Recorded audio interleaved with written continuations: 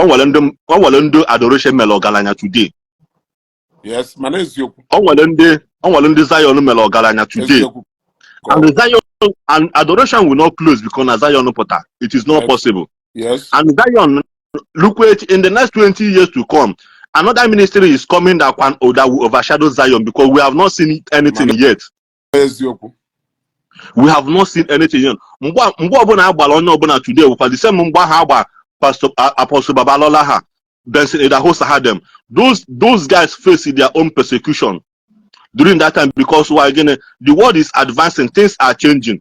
Oburo Chukwuyema today, he say follow Chukwu in the 1998, he say follow 2024 because things are doing advanced. But one thing that will never change is the word of God in our Bible because it has been written there from beginning. Also now, when God was talking to John in the book of Revelation, also write all these things that I'm about to show you down because yes, everything in a mess, and this is what is happening now. Somebody made one speech many years ago. I heard it. The man said that they will destroy the Bible without burning it. They will destroy the Bible without burning it. And this is what is happening now. Technology is fighting hard. Bible. People are burning their Bible every blessed day. Man, one thing that gives me joy in all these things, man. About one Bible today, 1 million people bought Bible today. You may not see it, man. About Bible today. 1 million people go na Bible today. So, the body of Christ has a lot of work to be done. Because, like I said it, Park, Mayor Nanke Ijele. Ihe ọbụla ọbụla a na-emego okwu ọbụla na-ese ese. Onye ọbụla nọ n'ofu ebe. Because what? Ese ka anụ bụ ọgụ anụ, ịma na ọtọ ọnụ go ọgụ. Adoration and Zion.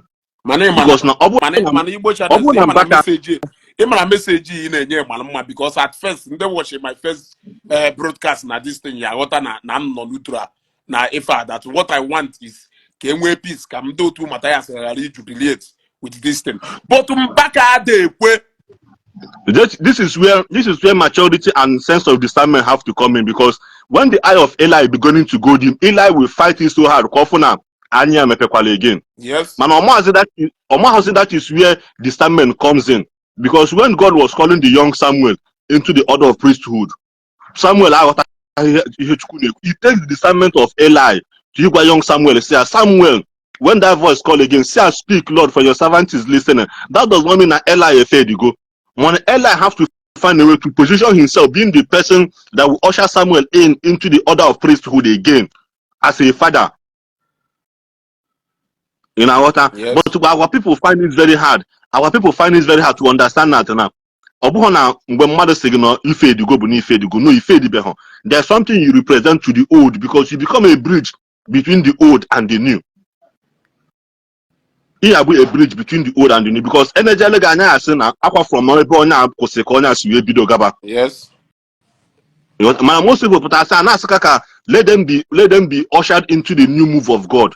Imagine that new move of God will weigh you down because your strength can no longer carry it. That is where a young Samuel needs to come in. What young Samuel desires from me is your blessing and not to backbite him. Thank you. Your message is clear. You have to become a bridge between the old and the new. I've been clamoring for it because I don't know anything happen tomorrow now because it's not about today. Welcome. It's about Ihikuleku after 10 years. What will it cost? Georgia. If I'm going to be a war on my page now or anybody, man, I have evidence against generator. I see things on a that is not pleasing to my eyes, not first, my eyes and my conscience first. Even if anybody cannot speak it, I will say it. Yes, because now you arrange. I've told people say okay, Ebuka Obi or any member contacted the second now, arrange. Show us the proof. We want to see. We want to see. Adoration for arrange. Or for arrange again, for arrange. I made a what put the proof? Show us some money in the other thing. Show us a video clip. Why on one naked? I will gladly gladly accept the fact that he may go nanka. And I will also oge nke aya na ndo. Oge nke aya na ndo. Eje kpọta ndị ahụ bịa nye testimony ahụ, kpọpụta ha, gosi ha onye ọ na-afụ ha. And the guys confess that now Ogwu. Yes. That they were not themselves even the fact that Habido within themselves. We countered it. Because the proofs are there, the evidence are glaring to the eyes to see. Man, could you believe now today somebody can defend the choir, they defend the Kongu Dibia. On the Dibia, Madam said, Oga, do give away for us. Do give away Egon Nagidosa, Egon Nagidosa. Brother Abatabrumbu, send the your friend request again, your request again, not friend request. So my brother, I will still stand on my ground. No matter any evidence, Mbaka is an old rugged cross. I see it as this same Melo Ndembo.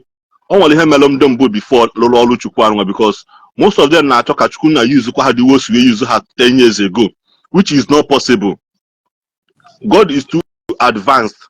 God is too advanced and too big to be carried with the mindset of 10 years ago to the next generation now, because next generation now AI intelligent people. Oh, then they are preaching at church. Don't be surprised one day now, mother are preaching at church now, a pastor preach. Somebody will stand up, say, I made a mistake. Or 1995, that's in 1996. Yes, so much come. You are wrong. Go to this, mark this word. One day, people will start in front of church and question priests, pastors for their preaching, because why? The world is advancing. And God needed people that will carry on the mantle, that can counter with this nonsense and that can spoil the minds of our people. Because in our age now, parenting now is very, very hard, not to talk of religion. People are abandoning religion because they have not seen raw power in this our generation that will make them to believe God again. You know what? Yes. People are abandoning it. Only when they put our cigarette, but in one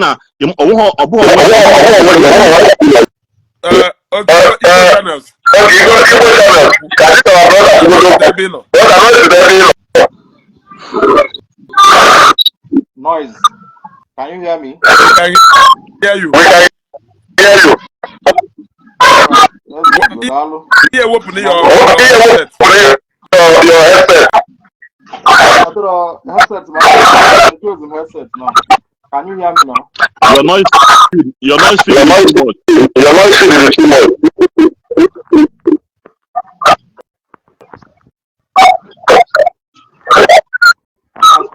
I'm asking here. Look at that. Oh no, the feedback.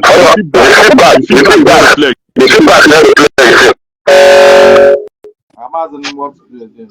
I've tried to filter it, but it's still not. So maybe it's from my. I don't know. So yeah, happy Igbo channel.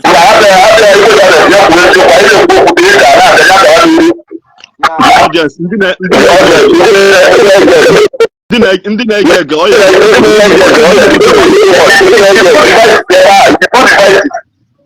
one off. I have two devices, but I'm not using the two. As we go, just the only thing let's like the last speaker. Let's try and be neutral in this case. You gotta go. Unu we na mbaka envious or whatever. It doesn't really make sense. I want you to understand that just like my brother time I go mother the grandfather people will believe it, hook, line, and sinker. Brother, they should understand that. Okay, brother.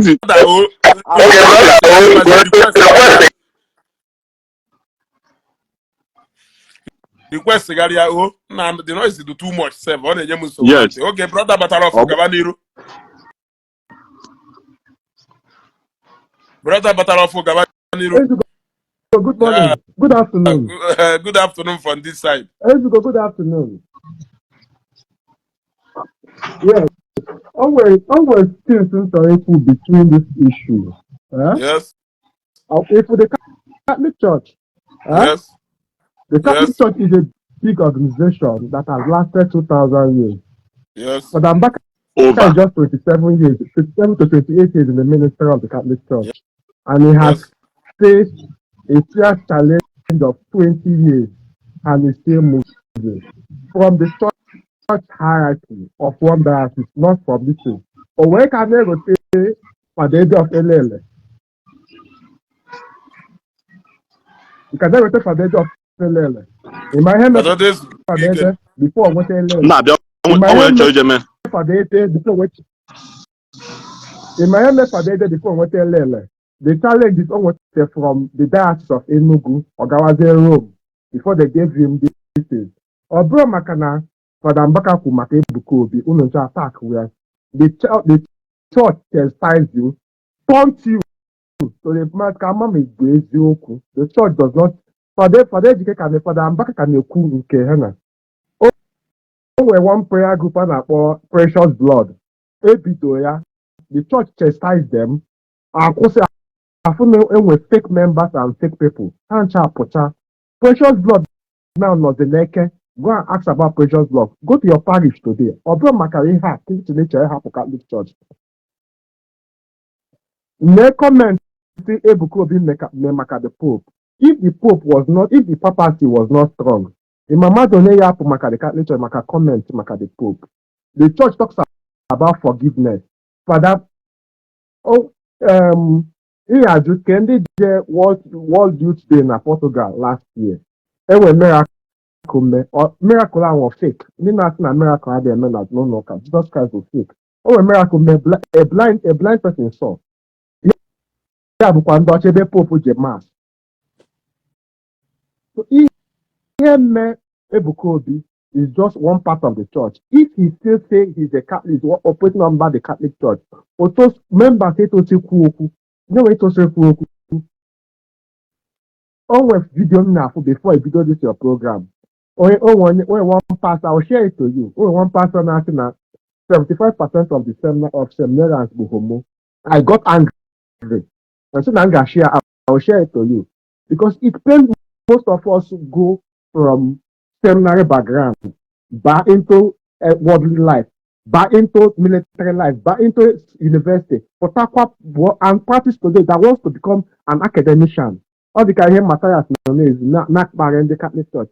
The Catholic Church is not yet ready for him. But I are there ready. I are above Anambra State. The Catholic Church is just chastising. One priest in the Catholic Church is chastising Ebuka Obi, and the whole world is complaining. What of when the whole bishop will come to verify if it is true or not? 36 bishops stood against Reverend Father Ejike Mbaka. Now Bishop come to reference at boy. Last year, got penance in the Kumaka penance. Last year, got penance. There were 20 bishops. They sent him to penance in the USA, and he made budget. Ebe one of the most mysterious priests, Prado Pio. Ebe nyawa monastery on Okoje. Fadoloma, nehe onye obodo neku maka Fadoloma. The priest, the preacher no neku maka the seminary. Use the example of onye obodo no neku.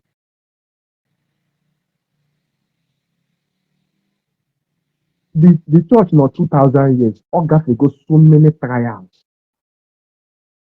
Or not 250 years na Igbo. August go so many trials na Igbo. I was telling one of Ndala on our Facebook, one of these bloggers on our Facebook, about the history of the church. Nigerian Civil War na Ndi Igbo ka the end na Ndoka, the Jesuit priest na akwụ ndị mmadụ ụgwọ na island a na-ekote egbe. Ha ndị ọcha ba plane ba ship bịa na Igbo bịa nọrọ anyị anya. Both Portuguese, most Belgians. In my hand, my Hellcat, Ebuka Obi after the church Abiabevo Ebuka Obi. The Catholic Church has not started. Mbaka just here. Mbaka was not talking to Ebuka Obi. He was talking to choosing ministry. This week, the evidence Mbaka we put Onya Kuogo not a death. Although choosing only make clarify 2 times, but the bloggers, I was talking to Ebonyi son. onwe my cousin not Italy. The hospital in Italy, they send the equipment to the southeast. In Manasina, they can't come because now we go video Matthias. And they try these things now, Italian embassy. Now the Benin they use all those things as evidence. Now we can't go back to Nigeria. Nunya asylum. Ndi Igbo have I didn't want asylum paper. I know Italy. The Catholic Church has not chastised Ebuka Obi. Upon Lagos, only priest carry mass every Sunday. I chastise Ebuka Obi. Okay, 2 bishops abia because ka never gather anya n'ime Ebuka Obi. Ebuka Obi will run. Man, my brother John Kanjo, Ebuka Obi, is he a Catholic priest? He's a Catholic. He's a Catholic. No, I'm a Catholic. As an Anglican, I'm sure pay my own ministry do very attached to Anglican communion. Now, even Najo, Ebuka Obi, or a Catholic priest in Kenoya to subjected to query the Catholic bishop. Ebuka Obi is not a Catholic priest, but he wrote an agreement to open his ministry under Catholic Church. 1921, Olumba started as an affiliate of the Catholic Church. Made this in Hagawa zone. If we have a watchman charismatic, be at the Catholic Church, or charismatic in a Catholic. If you go this way, Catholic Church, if you don't have yeah, he's the kind of my brother, I have a boss also. In other words, are you saying that you are confirming that in fact that you are saying that now if Ebuka Obi if Mbaka Kulu about Ebuka Obi to correct but now respond the Zion ministry yellow wrong? Yeah, they respond here they are wrong. Ebuka but Mbaka had right in Ifo Kulu. Mbaka is just cautioning what he says, cautioning those doing RNG miracle. He's not saying to Ebuka Obi, mean a RNG miracle. Or choosing corner alpha. Choosing the person as you go so many people as soon as the person will not choosing cause they make the miracle. Okay. Now my brother Chelu, my brother. Let us tell ourselves the truth. Oge Mbaka used that slogan of Chalafancha and Omechalafancha. Oh no. Kerifo Olu, his brother, Chelu. Kerifo Olu, his brother, Ebuka Obi. Mgbe people will be the race with dust about Ifa Hokuru. If Ebuka Obi is his brother, Chelu, Ifo Olu will clarification. The moment Chelu, my brother now, Oge Mmagwaro, Akpọngafa. Manese can now gaba. It means na already existing okudolo between Monago. But now he did not clarify that no her the Ifakona who you knowing that he's talking to a brother. He responded with grievances. Onye senya nya and he even went on to hammer on. He was direct. When you matter ya watching kangari kweta. Mbaka very direct in Ifo Kulu. Okay. Can you get example now? The same November Bazaar. Oku Toku when they be a bazaar. Now man win election. Yes. A priest not a bozo kuku or be the following Sunday. Snow walk on your path mandambo. Now, because of no gago because of no gago retreat, or gago cautioning, we have about cautioning, repatriation, we have that there na Catholic Church. Gago retreat. He addressed himself, unaddressed himself now. Let me not call names so that these people will not call me back. My page is not a law court. Did you call the person name or not? What I am asking you is, Mbokulu no onye biakwa ebe anya mee nka no when they verify win election. In your mind, in your conscious mind, Listen now. yeah. Other guy in help our our sister. mind. Other guy help our sister because njọ ga juju ihe kwese. Kele onye ọ na-agwa when we talked about somebody I am election. Kele onye ọ na-refer. So ebe onye ọ na-amano Peter Obi ka ọ na-ekwu knowing that we are not in a law court. Ebe anyị asị obi with evidence no Peter Obi ka ọ na-agwa. Are you saying that we cannot talk about it because no half when we know the person he's talking to? No, listen, Ezugo. What? You open door. You can't go outside. Our brother I didn't my phone when Ezugo. Don't worry, I know. In as much as this brother who say na Ebuka Obi. For me, in my own, for the fact that I respect Father Mbaka a lot, but also no buho Ebuka Obi na agwa.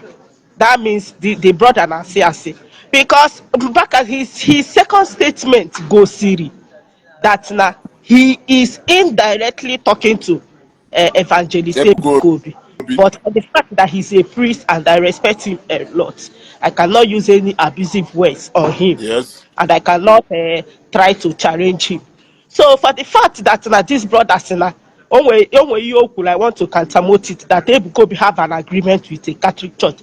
Ebuka Obi did not have any agreement with Catholic church. Yes. Maybe though that I'm a Zionite, maybe though that ministry there. Reverend Father priest na abia Kamas.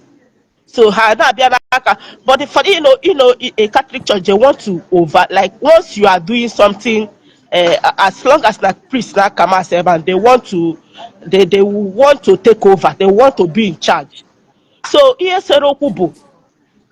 maybe something like Ash Wednesday, maybe any time of na Catholic church will anything I get made at the church ka Ebuka Obi happy email program, yeah, which is Zion Ministry, Abloso Catholic in there.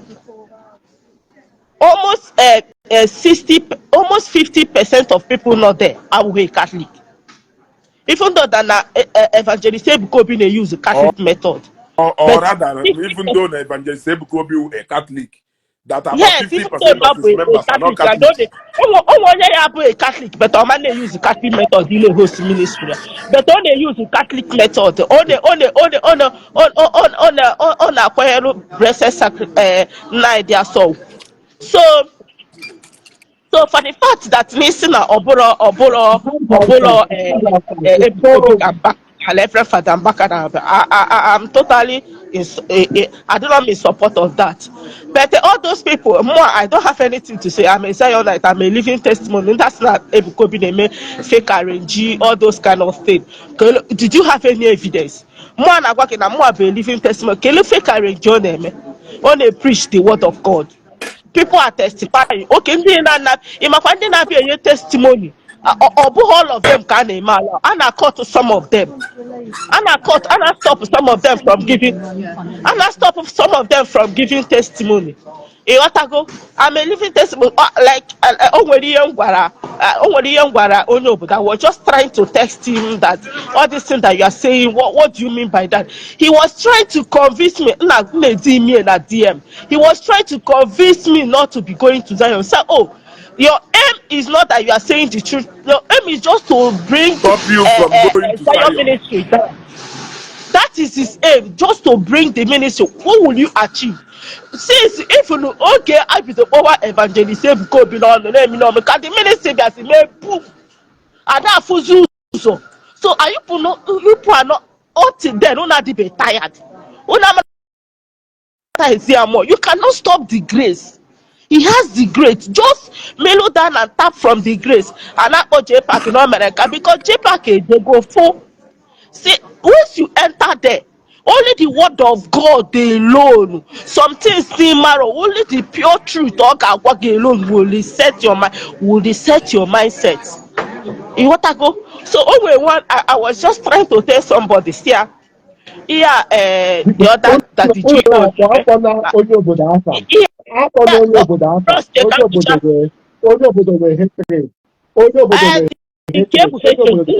Somebody Now what somebody say here that the GO name or whatever or no but or You're whatever. No we welcome, go brother. for one man. In Lagos, so we go for one man married acting 1970, 1980s. I'm the daughter, all whom we are the child adults. This man was very rich. Go to Akpino, go to Akpino Street, too lady, go and verify this thing now. This man, he was the onye man. He was the first person bidoru Jesus was can. Or the pastor can. Only pastor be because he was rich then. Only pastor be oh, because he's a TV presenter. Okay, TV now debate this scam. Okay, radio ndị mmadụ adịbe used to social media. Onwe pastor bịa bịa izi oziọma onye azicha ya oziọma onye aha mmanya na nni osere onye a foto jee weli ya na-eme caricature. So ọ bụghị mata so at the end ka the story demands wee end ya upon onwe ihe a na-agwa gị na go ịnọrụ Lagos go there and verify. The man did lesser than if he than medicine. But upon all his achievements, he no may achieve to show me because they said the Bible said the sins of the father shall dwell upon the children. So to show me any na to room me abroad. At the end, kedu ihe me if ụlọ nke obi na-ebi ya nwa ya nwoke nata bịa the man upon all his achievement he could not even leap the fruit of his labor. At the end ọnọluzie na be nwanne ya nwoke. Some people amara na that way the man ka dị ndụ up to now. Ọnọluzie na be nwanne ya nwoke ihe a na-emezi bụ ụtụtụ eburu na wheelchair kwapụta ya n'iro ebe atọọlịa tapol abalị akwabata ya. All the children, all the 6 children also China abroad, Kahabia take over the world. All of them they are nothing to write home about. You had them Hagana abroad, not Nigeria, let any of their father property will they got now. Anatakwa hele will they got Hanatakwa. So let them go and verify that now. They are not the first people that did that they started castigating man of God. They are not the first. They are not the first people. So all those people castigate, they are let them they are, because you don't know who is fake, who is real. So for the The fact that you people's don't know who is fake governor, or who is Atom, my brother. brother, Gawaniru. Good Yeah, good afternoon. afternoon. I want to chip in some things, Yola. And you have to put in Basra arrange. The people's governor is here. Okay, guy in Kenone Lungwa, man, ya drop because I am not any feeling. Drop is in okay, thank you very much. Gawaniru, brother. So, my brother and my sister and everybody when they listen to this program, from my side here, it's around 112 is watching this program. I have to make you something very quickly because I'm at work. And what I want to say is The all people's about this. governor, brother. The people's governor. It shall go before we go. Go ahead. Okay, I go want to on, listen brother. to his Go on, point. brother. So myself, I will explain myself very well. So people will go and verify. Yes. I'm from Ngopala. Yes. If you come from Ngopala, I'm from Umochamuntu. Hey, Ebelebe.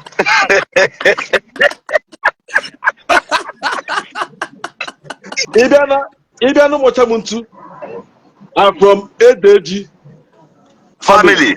I know them. I know all of them. Minus you. God bless you, the governor.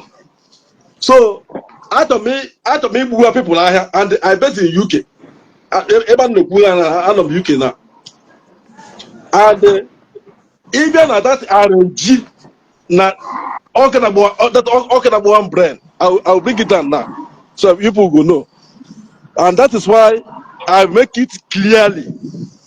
People will know where I come from, and you should go and verify. So my first daughter, I'm my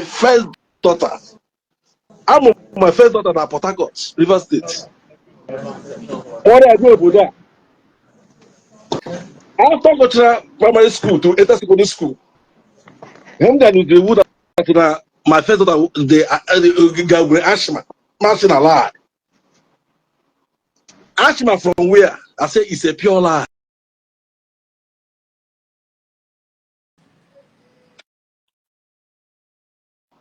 I say it's a lie.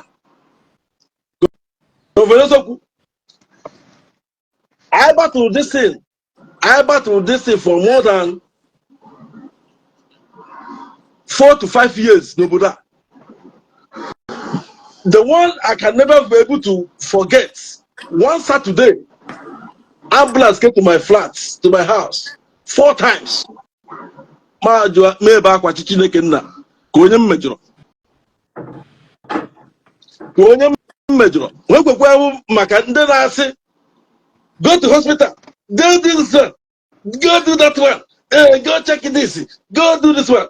UK, on any hospital in UK here, I will professional no hospital.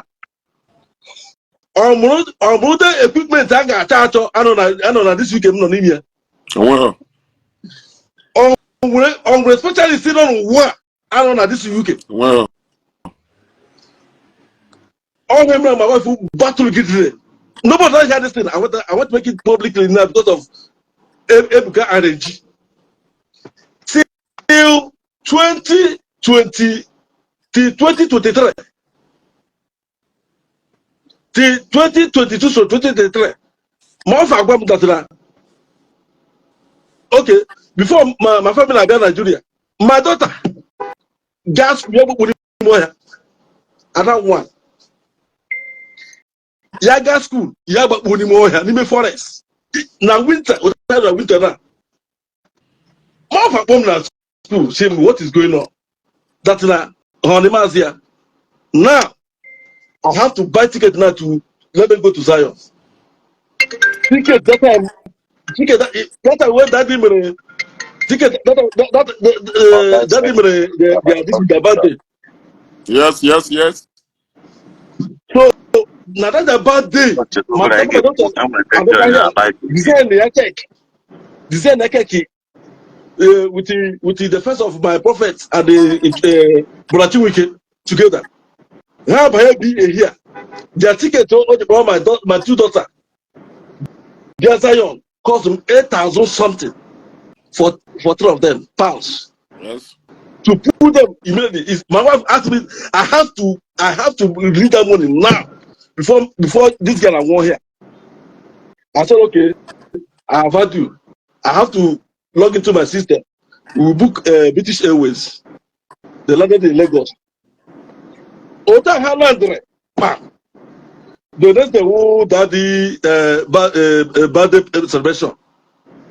My wife, I got a POS. Got the sister. Yeah, Maria. We are going to na 2 envelope. Show my daughter, make my daughter using hand, go present her to the altar. As soon as my daughter got there, I can't like this. So my prophet one call receiver, my prophet an back. Who brought this guy here? Where's the father? Where's the mother? This guy having serious attack.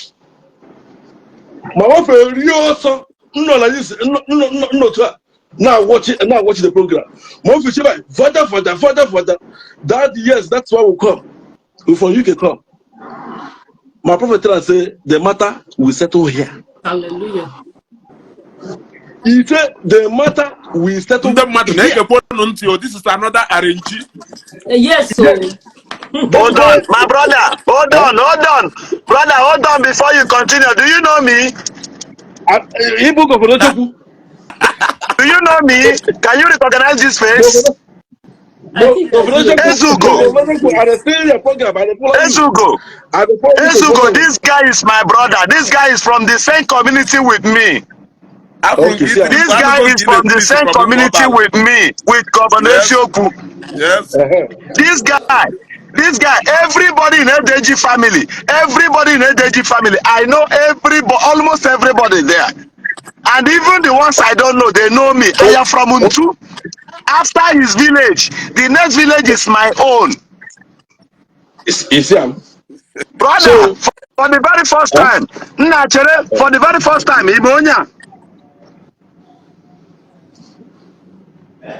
Imonya, Obonyu Muhida. Do you know him? Mama, Obonyu Muhida, Oshi from Ogwado family, na ke barrister. Na ke komodo, okay. Onya junior brother komodo. Oh, Komodo nke army. Komodo, yeah. Oh, junior brother komodo nke army. Uh, Yeah, junior brother had the rights. now, wow. Now, wow. Okay? You see? Yeah, Okay? yeah, yeah. Now, you know why? When God wants to do his things, the Bible said that he's the respecter of no man. Yeah, Now, Yeah, let exactly. me tell you, Ibonye Ngopala, Ibonye na-agbo eze ego na-ero oshishi n'Umuneke. yes, Eze ego na-ero oshishi n'Umuneke. Do you remember? yes. You can call anybody to go and verify. Eze ego na-ero oshishi n'Umuneke. The daughter was totally blind. Isiagu. One reverend father saw this girl and lay hands. Blindness left. Straight away. Hana do N'Umuneke, address. even our people, they so stupid that they cannot reason. But the people's Their governor, brain cannot communicate. I come like this our brother round about testimony. Yeah, he will be a hammer. Go ahead. Go. I'm Hammer just too much. listening to you. Go ahead. I will screen record this video later. Yes, yes, yes, yes. Go ahead. So, my prophet was like, yeah, that now this guy is having a serious attack. Where is the mother? Where is the father? My wife is a reporter. Yeah, now this girl is having a serious attack. I go tell my daughter, because my daughter have the dates. I go attach it to both of you. That make people watch Yes, it. This is why they talk. yes, do that, do that. So, my brother, it is not the program. He'll be because I was there for 3 weeks in Zion. No, they don't go my village. How big from hotel to Zion, hotel, just like that, divine mercy like that. My brother, finally. Great idea. After the deliverance and the prayer, Network the back there. they hear me. Yeah, go on. Yes. Yes. After the deliverance, I put my daughter. After the deliverance, prophet,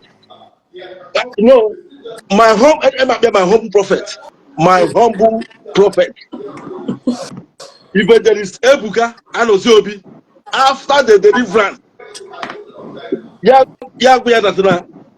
if you experience this attack again till it die, don't call me. Go back and enjoy your life. The case is settled. Till that time, till 2 years later, till today, my brother never blessed for my hand. Before, Pop, if come my house, Pop page, energy, after people they use. Now, my daughter now, just they go in school, just they enjoy life, just they do things what you need to do. You can imagine. Somebody will come and tell me, say, well, waiting for UK here. Whenever say, because before, in something energy, and you want to make a believe in energy, that person is mad. I mean, That person is stupid. this one now, is it No, RNG? I don't come no. True I life did go story. now. Or Sir, let me say something. Let me say all these something. people, when they talk to I energy, mean, it's very, make very bad. that sickness. What worry my daughter? Worry all of them. Amen. Hold on. Amen. It's very, very I bad. don't sleep here. I go to work here. Okay. And around like this. Full baby. To open up from all school. Please start coming down now. Your daughter is the ambulance is on the way coming. Ambulance is on. Come on, man. What is all this? Now, all those is laid again. after I get a design Panaya, and get him that they have Iri Ji. But the mother does say confirm one and car and the people's governor, right on. Lanya, my brother, please, Emre 80 packs here. Ona come around. Please, people should share this video. People should share this video. People should share this video. I am touched. People should help me share this video. Live testimony. People should help me share this video. You know who arranged this one? I know this man. I know this guy. I know his family. I know 90% of everybody. Edeji's family is more bigger than my own family. It's more bigger than. He's one of the biggest names in Ingobal as a whole. I'm coming back. You see this thing when I talk rubbish. Where my prophet there? I go pick them. No, you don't need to do that. You don't need to do that. My brother, I don't need to do that. I go pick them. No, you don't need to do it. Okay, you don't need to do that. The people's governor has said you don't need to do that. Let me tell you one thing. Lanya, I said it. I was so bold. The courage came upon me to defend this guy. Yes. Yes. The courage came upon me because Eche me here. One person, all of you, and when be one person, but Rasina, Lanya, let transfer. The Ojigi me arrange. I said all it here. Of you are fighting him just for nothing. I said it here. For nothing's sake. Only a book grace. Even my prophet 101, my wife say, even 101, he gonna say this young man is suffering for people to survive. Imagine. My thing is so much. Sacrificing Maggie, The thing, he's very bad. brother, lay homie game lay homie game Ndi Igbo. Na gwage. For the sake of this your brother here, for the sake of Governor Isiagu, whatever my number, Ezugo could give you my number. Reach out to Ezugo.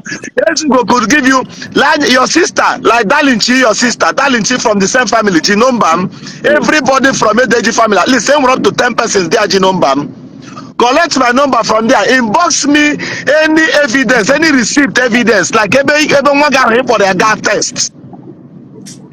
And or maybe the picture or the video of that your little daughter on that very day, on that ugly video that day in Asylum Ministries, just send it to me, sir. No, I go. My daughter, she's this night, yeah, to school. I'll share them that program for YouTube. I go push it to you. Yes, I beg. Just do that for me. They are chasing the young guy for nothing. They are chasing him for nothing. You know, when somebody is bigger than you, when somebody's grace is higher than your own.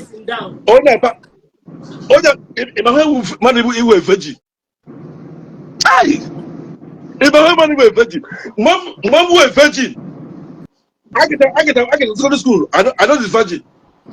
One no, a baby in Port Harcourt. I'm into all business in Port Harcourt before my people that. Eat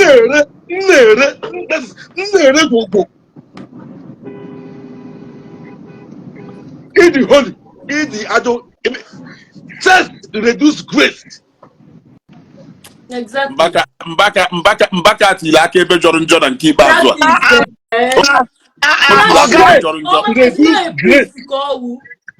Oga, go to my state.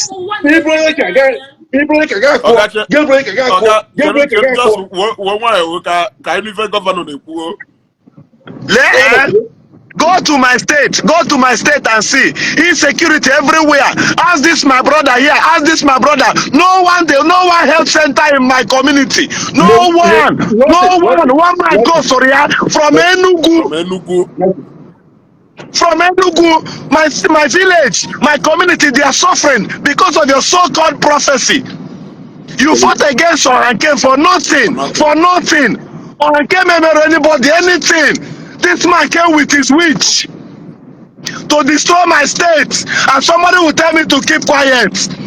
Anywhere offering one fee, one I get off for my, he will attack that one. Why?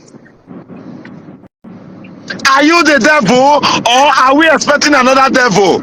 Are you John the Baptist or should we expect another one? Are you Christ or should we expect another one? Under white garment, under Sultan, why are our people being deceived? Ebuka Obi, how many months? How many months? Kenora is frequency. Seraphic Hospital is there. So many things. They carry politics, they come out for BK. They come out for BK, and they pray. Say, Chay, Ebuka Yemepela, Chay, Ebuka Yemepela. Here the politics, Wopia. Here Wopia with politics. The governor, you said something about Ife Basalo and Eva the Zion supposedly Urubuna Imo State. I think that this is our brother who something like that now. Brother, let me tell you, my brother, Akwima from Umundoche. My brother from Umundoche to Ebeke Okenze. Yeah, okay, the one. Okenze, Okenze Obinna. Okenze Buruburu Uche Obike. Okay, yes, okay. Every arrangement to bring Zion ministries there because him and Okeba need it. No roads. If a guy ya Kurukita, no say na Zion ministry on a one and actually put no PK. These people fought it. They fought it. They fought against us. They fought against my place. Bush. As this my brother, no electricity, no health center.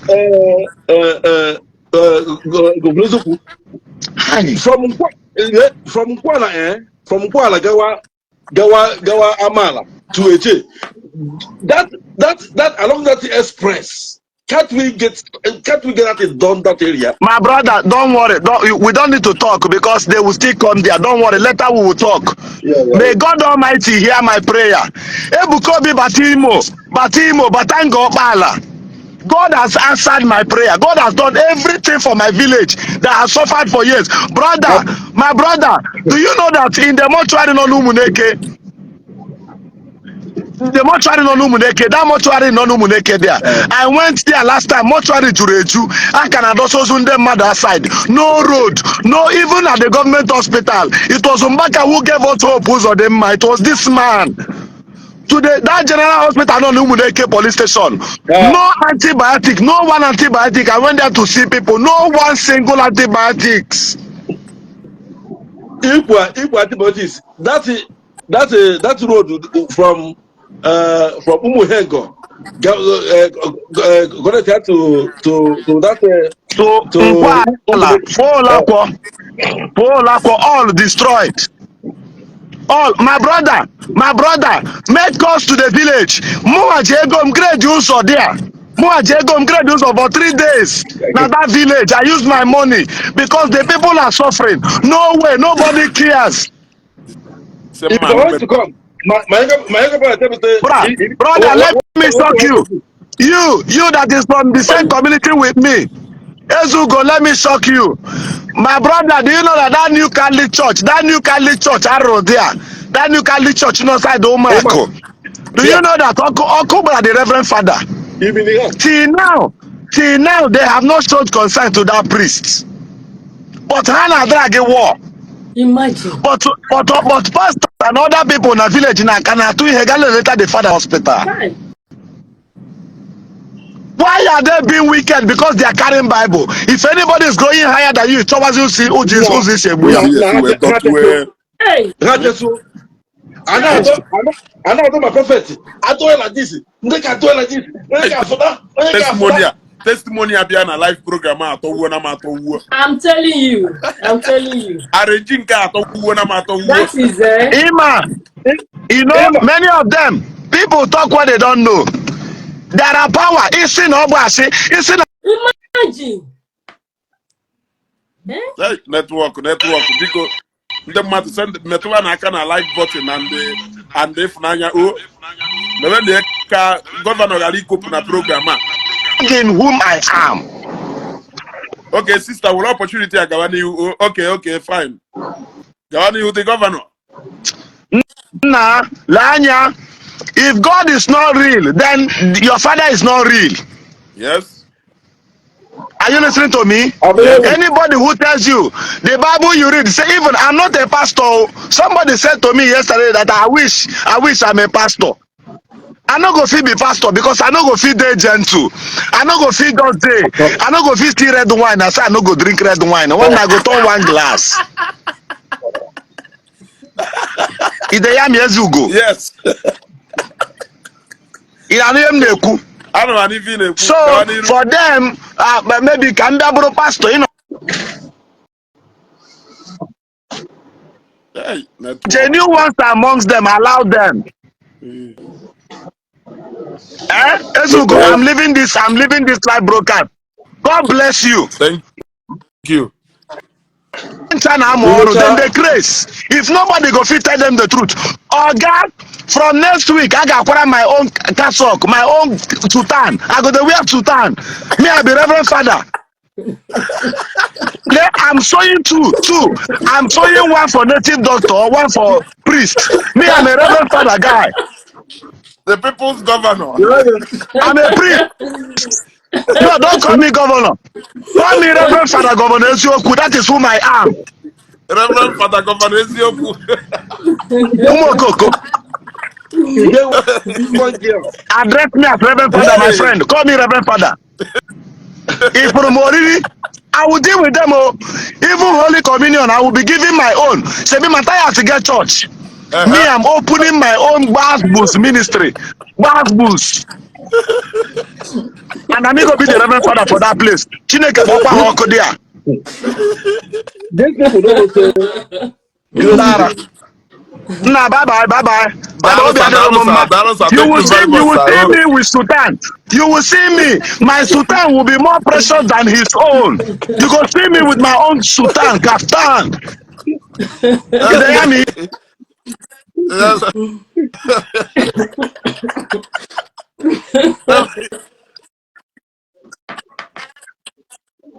Into trade. So shall it be unto you. So the name they change to Reverend Father Governor Isiagu, the people's governor. No, people are doing well. Governor Father Etioku, God bless you. I am a priest. High priest, canon, Kamu Abuzi. Even my kaftan, he will run mad. Even I'm trying to see if I can go to their church and buy one. With that staff, and a Buarinaka. That dollar is 1,005. Somebody another and a query now called bullshit. Another thing. Maybe hear my states. Maybe hear my states. Even Nigeria na tafu. Is here na good luck. Today Na good luck or bad luck. now, Na Buhari good luck. that's 1,000, People are suffering for it. 1,960. You are not even showing any remorse. The Potakwa manipulate one mind the man again. Oga, me I know I can do magic. I can do magic that will shock you, Oga. My peka na moto go Potawa. I am a Reverend Father. So I'm coming to reduce their member. I'm coming. You will see it now. Ega who are posted everywhere. Reverend Father. Me, Bass Boost. Nah, my brother, no worry. My brother, I got to do that. The governor, thank you very much. Thank you very much, sir. Okay, our sister Pagani, I know. Okay, who wanna see you? Prophet Ebuka, honor communion. Yes. For where? Honor mass. Yes. For where? Honor wedding. For where? Prophet Ebuka ne use this thing. On the rosary, on the maker. Is it not his belief? As a We Catholic. are free to practice our belief. You open on your query, all the free you make the practice. Oh my God, no, the rosary, they all those stuff. Can the Catholic is a buara? I mean the priest. It's even a plus to the Catholic Church. Yes, it's a plus. It's a plus to the Catholic Church because I want to see that we have a lot of testimonies, of which I'm one of them. So it's not arranging. If there is any difference, open on where he maybe na Reverend Mbaka will problem or something to address. They should address it. But then why put as now public now see that here we arrange and it is very bad. This our brother thrown a lot of people off balance. It's very bad. If higher this time, higher that plan. I am looking for this kind of people. I am looking for those people that will serve me in truth and in spirit. Yes. When God sees this kind of people that will serve him in truth and in spirit, God has no option but to prove himself, to glorify himself in the life of that person, just like he did of old. So why is it after does it mean that God has no power? Does it mean that they can or in fact I'm so disappointed, honestly. I'm very, very disappointed because this is just between father and son. People don't know where he hear Prophet Ebuka Obi. I think he should have called him and why you could have put her like this. I'm disappointed, honestly, because Reverend Mbaka is a father to me. He's somebody that I look up to. He's somebody that I respect. He's somebody that I cherish. I'm not never. But the thing that thing he did is uncalled for. Because I see that Oburo, he's not talking to anybody. How can this be from a father? And he wants all the children to keep quiet. Yes. We don't have to. There are certain things a father will do, and we need to correct that father. Why that he made this? He put Yes. Yes. And that is what we are doing. Nobody is criticizing him. Nobody is, insulting him. But we are just here to let him know that for this particular one, Ometere, it's like what you can water.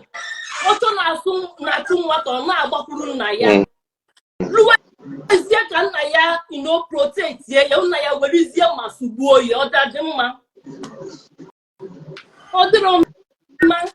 the world are fighting him, and we, the Christians, are also fighting him. Imagine.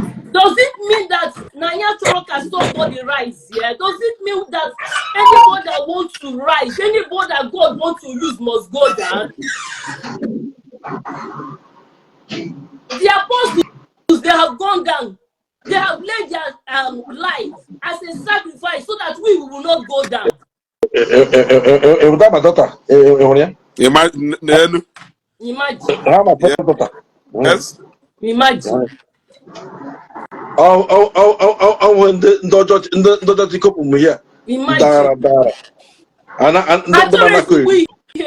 I like to say that for more of this. I like to say that for more of these testimonies in our program.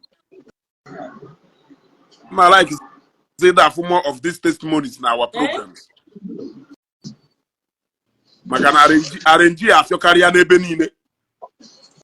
Somebody personally, Mbembata Lagos, and my friend in this testimony, one this thing, or how do you jetoka? Or jetoka? We want all me family, Ojwe ala wonye kamunye neje Zion. We want no my friend there, no name munye dime, munye dime mwahapo. Na nwunye ya elusu go nwa ugboro ne before mmadụ wee kpọrọ nwunye wee jewe Zion na ha lụrụ Zion no na Zion ministry ka ha nọ nwunye wee dị ime again na that lady amụọ na nwa na mma na ọmụgwọ kịta a life testimony nke enye testimony a n'ụlọ ụka ahụ enye this testimony n'ụlọ ụka ahụ. This arrange okuru a lot of people will rise because a lot of people were evidence. A lot of people will receive their miracles live from this person. So a lot of people will rise. What did the verse mean? The RNG of a matter. RNG at a matter. People from half of Zion is America. Yes. Half of Zion is UK. Yes. Half of Zion is Canada. Half of Zion is Japan. He said RNG. In fact, even more, I stayed here in France. You imagine. You see, I was searching for a church. I said, God, and I'm not follow anybody, you know. But when I saw this evangelist, I was like, God, if this is the real man, just let me know. Imagine. And the Lord himself proved it to me, not human being. For me to follow him, it's not Open direct, not Chineke. Imagine. God Almighty directs me. God proved it to me. I knew what happened to me here. And that was ever since then I keep following him. Even no matter if anybody gave about him, I will not listen because Open Almighty direct me. Oh, Chineke when you direct him to him. So why all this? And testimony. And because of this arrangement of 18 that he said, a lot of people will rise because many people have received their blessings and testimonies from that church. Okay, exactly. So many people will rise. Okay, sister, our brother wanted to say. Afambo Johnny Chant. Onwe ihe nchọ iti n'okwu a na-ekwu. Christianity anyị na practice. And a lot of people bido very genuinely. Mana because of crowd, I just say prove to people that na Chineke na arụ ọrụ n'ebe ha nọ. Are you getting me? Yeah. That is na-eme some of them may anything just to prove to the crowd na Chineke na arụ ọrụ. Now, achọghị m ese na Zion or the new ma na ọwụghọ genuine because onwere ihe na akastigate iru mmadụ. All the genuine. All the genuine. No, he's saying his opinion, right? All the genuine. So sie nchọ ịgwa ndị mmadụ follow Christ. He follows na mmadụ. Follow Christ and not Christ for yourself. Let me tell you, Bible say, only na go Bible. Problem una. I want to I will Christians. We don't even read Bible. Bible say, come to me, all you who are heavy laden and overburdened, and I will give you rest. Yeah. From you must not follow any man of God before you get favor from God. From any point you are, you can genuinely approach God and God will do whatever he wants to do for you at his own time. You are correct. Now the problem dinner if follow men of God. Now the problem. I don't want to care. I'm a Catholic. My father Mbaka, me Bubemonso, me Bukobio, Mande NSPD, whoever, tell me ma. What I'm after is genuine Christianity. Follow Christ. Eben nokita. Anom na UK. Mbosuka. Anmejoka. Njechaoka. Ngenti no kutuku. Anom na choir. Because I have the gift to sing. That is my own contribution to the body of Christ. From Eben no. I didn't follow anybody. And we got a lot of miracles, a lot of testimonies as a person, as an individual. And where the problem, people go to these churches, and when things happen in their life, they attribute it to that place. Not because Yahweh is Zionite, not because Nyana get. Let me tell you, that is the way to quiwe. Because the glory I saw them get in a program, but go to those places with the right mindset. If you want to go to a program, go there to encounter the power dinner, the gathering of the children of God. Don't go there because you are Zionite and because you are Zionite, nothing I gotta go for my only one must face challenges at one point in time or the other. And those challenges is what sharpens your faith. Bible says again that as a Christian that you have to carry your cross and follow him. What it means literally, Buna, there are challenges of life, and these challenges must come. It doesn't matter who you are, be you who, even that Ebuka Obi may face some challenges as a person, as an individual. He might not come and tell you, but he has his own problem. Brother, let me ask you a question quickly. Are you saying that now, this our brother when is waiting as Zion ministry, encounter receive healing nearby?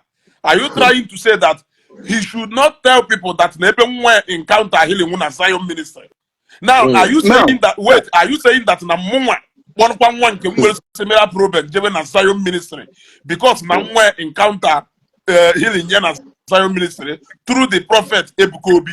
Are you saying that not wrong? No, Ebuka Obi and not that same God I now worship that works in Zion?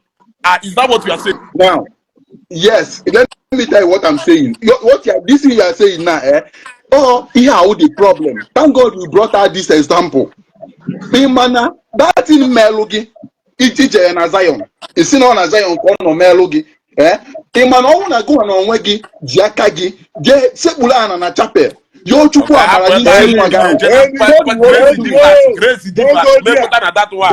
Don't message abia here. Make put that one. Grace differs. Because you feel na no grace differs. That is why God will wake all. That does not mean that He will what in you. But God will only special power. So in even like Elijah, you know, why must people go to them? Then why is it written that God gave some apostles, some preachers, some evangelists, everybody? and God gave them all different kinds of gifts? Why don't you now let me tell you everybody? Why don't you choose only 12? Why don't you choose everybody? Why don't you when great prophets on the Bible? Why didn't you use? Let me answer. God gave Let me answer this question. Let me answer this question. Let me answer this question. See, and you see that the thing is not working out, and you went somewhere else and it worked. You need to give God appreciation. Letting people know where you went and the thing happened to you. Now, let me tell you. God called everybody to his service. By the virtue of your baptism as a Christian, you are a prophet, you are a king, and you are a child of God. Let me tell you, the problem I am when a Christendom kitabo na families, which is the smallest unit of Christianity. Family with the smallest unit of Christianity. Families have failed in their duty. The men in family are the priests in that family. Many men in their family now happen their mantles. You lose your mantle in the spiritual realm. When something is happening in your family, you cannot go to God and make utterance and things will happen. That is why it is written that let me tell you. At a point where you're weak, I can sharpen you. At a point where I am weak, you can sharpen me, because no man is an island and no man is what perfect. I said. That is why I said that the reason of going because to gathering, it is written that you must fall. Gathering of the children of God. I am here to sharpen you. You are here to sharpen me. You are not perfect. Good. That is the gathering of the children of God, and that is why we go to church. But when you go to a man of God, say no, because like this man of God, Bella. Okay, are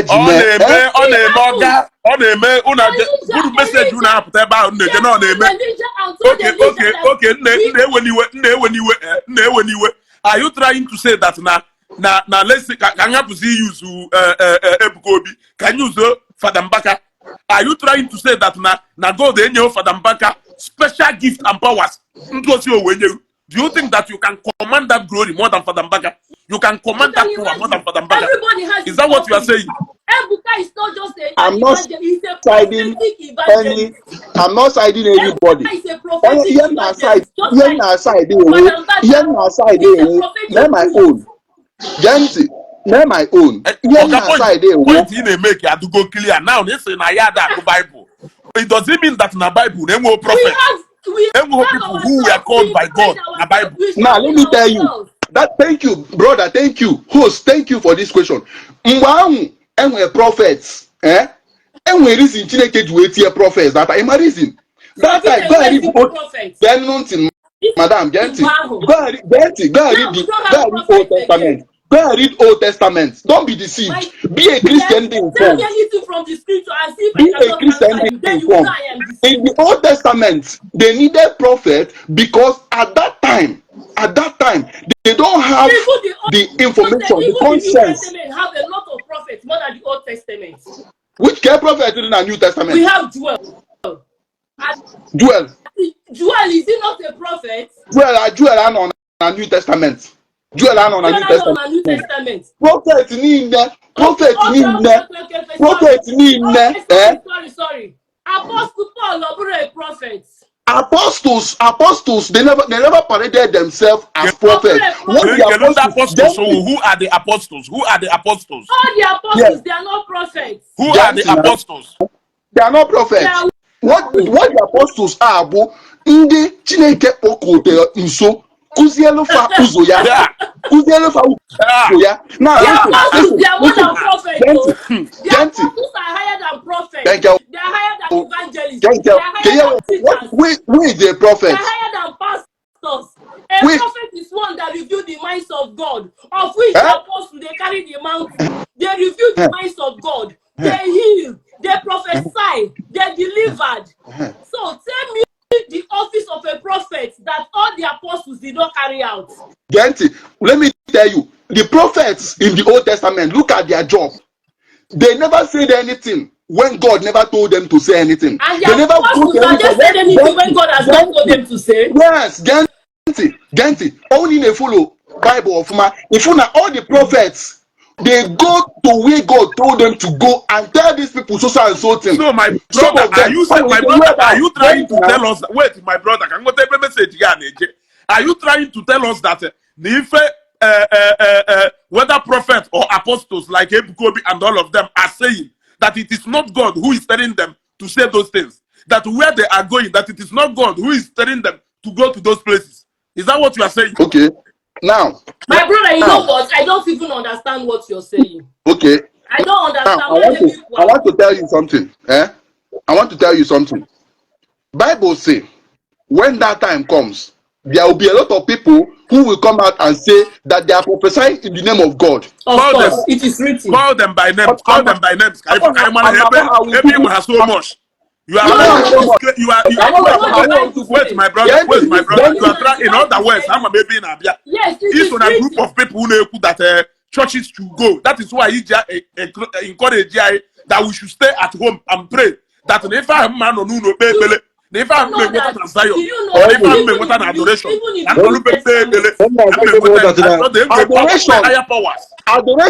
adoration, I told you, I'm a Catholic, I'm a Christian. Let me show you. I'm a Catholic. My brother,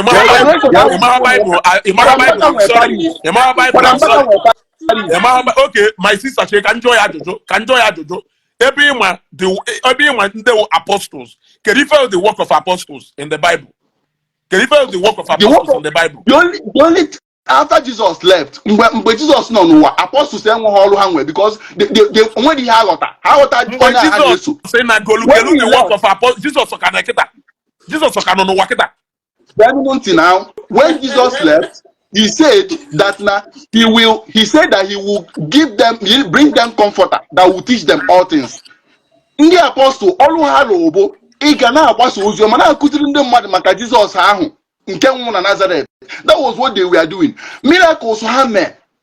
They did it intermittently at points where they needed to prove the power of God. Did they do miracle, yes or no?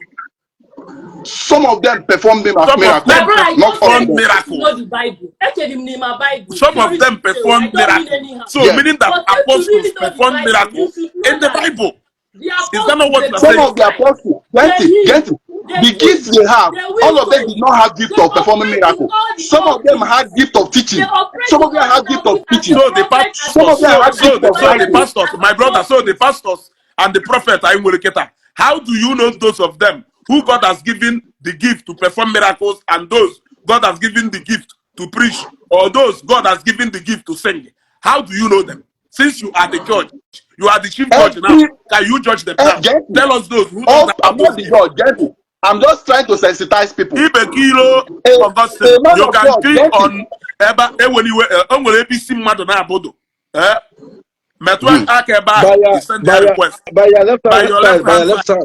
Metwan Akeba, he sent the request. Look, my brother, let me tell you people the truth. Let me tell you people the truth. Opolo nature he joke. Stop discouraging people. This our brother. Healing because of Zion ministry and how watch the program. Direct, yeah. This our brother. They will people like you. That girl will get like that. Won't go with national. Because of Zion ministry. Not because of a movement. When you were a movement, don't spend my sister. When you were my sister, my sister. Somebody on a UK. You are Nigeria. If you know well hospital, non a UK. Ye treat you Ashima an area. For so many years. We spend more than £8,000. We want to get and flight. Much we be Nigeria. Nigeria receive instant healing. Instant one. So do you think that no a coincidence? Is it a coincidence to you? Is it a coincidence to you? Brother. Mind this, I told me too much. So you enjoy okay, my this kind of Christianity in our practice, it will bring to hasting crisis in Christendom. It is not bringing anything, my brother. One outside they say the government can provide the basic amenities for the people. You people should leave church alone.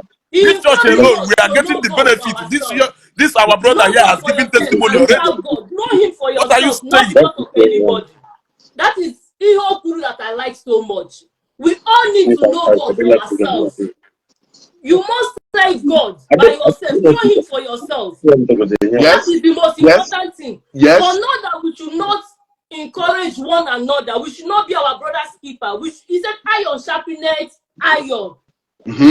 But know God for yourself. And secondly, the slogan in Zion Ministry, Okuchara Fancho, Fuchara Fancho, Michara Fancha, is not to Ebuka, it's not to God. Yes,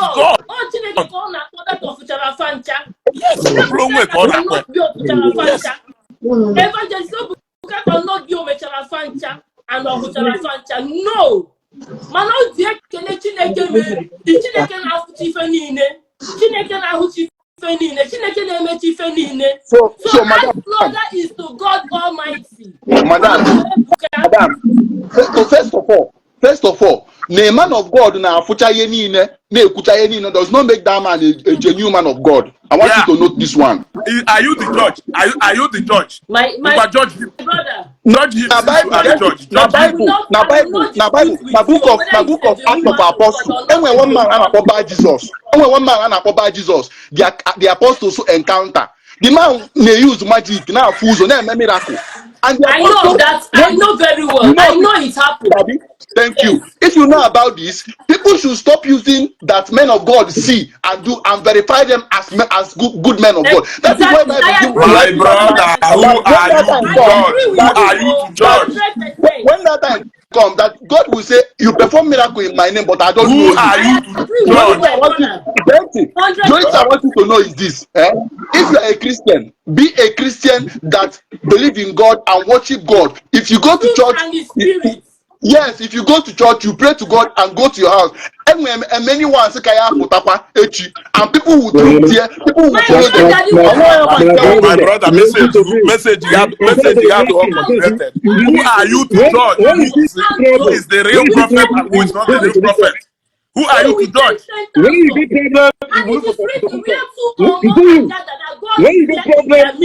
go for solution. You cannot be a my brother, I want one problem. I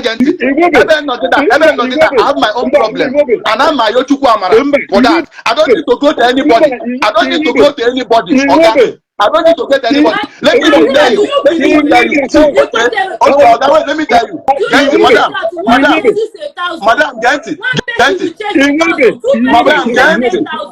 I lost my elder brother. I lost my elder brother last 2 years. Hey, money Jenna Zion with them mini Zion. Yeah, Kongwa. Money Jenna Zion with them. This thing on the hill. But that guy died. He suffered and died. And that's why this one is just format saying the beast comes so Maybe that. that is This his is face. format. Guys, Oh, eye on your face. It's not for everybody. format. It's for those See, that it's not for everybody. It's not for everybody. My brother, my happiness, I don't my need happiness, anyway. my brother, It's my not for brother, everybody. my brother from Imo State. My happiness now this program maybe allow that you have been able to open a lot of people's eyes. This is not arranged. Happens there nde all kahalo wo Oh, give God. us Don't be the judge. I am Nigeria. if speak Don't be the judge. what you go for one day. So now I'm more That's not what you if do. speak go one day. I must not go to Zion now. I must not go to adoration now. I am These people are not God. So these people are not God. They are not God now. They are not God. Adoration. Am I in a position to tell you where you will go? They are not I God. was They not can supposed never to be know God. where you go. They are serving God. My brother, my principle in life will be ihe ọbụla Chineke na me ọrụ m ya dị like that. Principle now You like your principle. Don't come and teach us our principle. Or brother, that's your principle. Deliver this our brother no here. Or brother, that's your principle. Deliver this our brother no here. If he has followed your principle, if he has followed your principle, or you have faith in one till today. So not your principle. We are not by your principle. Why did you not hear your brother? Since you have principle. Why you have did you not tell your brother to Get it. If God has willed, now my brother he will die. If God has willed, he will be saved. He will be saved. If one the same thing in chop, thank God name that God, but it is God who heals. And when somebody prays for you, that they find gets closed. So you must not go to Zion. So you must not go to Zion. Direct, right? Your own direct. You must not go to my own direct. Why you follow your own? Yes. Why would I forfeit my own faith and follow your own? Don't go there before me like it's not there back. It's not because all guys are your own fail. Your own fail. One day help to deliver. Who should we believe now? These are two people on screen. Your own faith. Never your brother. His own faith.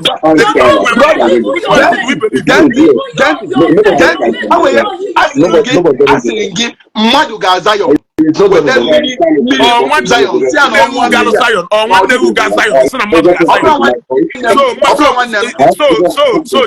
so Shelu, one day nwoke Jerusalem, one day nwoke Jerusalem.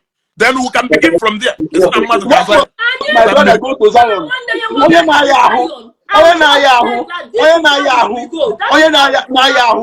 Onye na-Yahoo the down with kidney problem. Yeah, just Oga, no believe for saying why to contrary to yeah. We can believe somebody to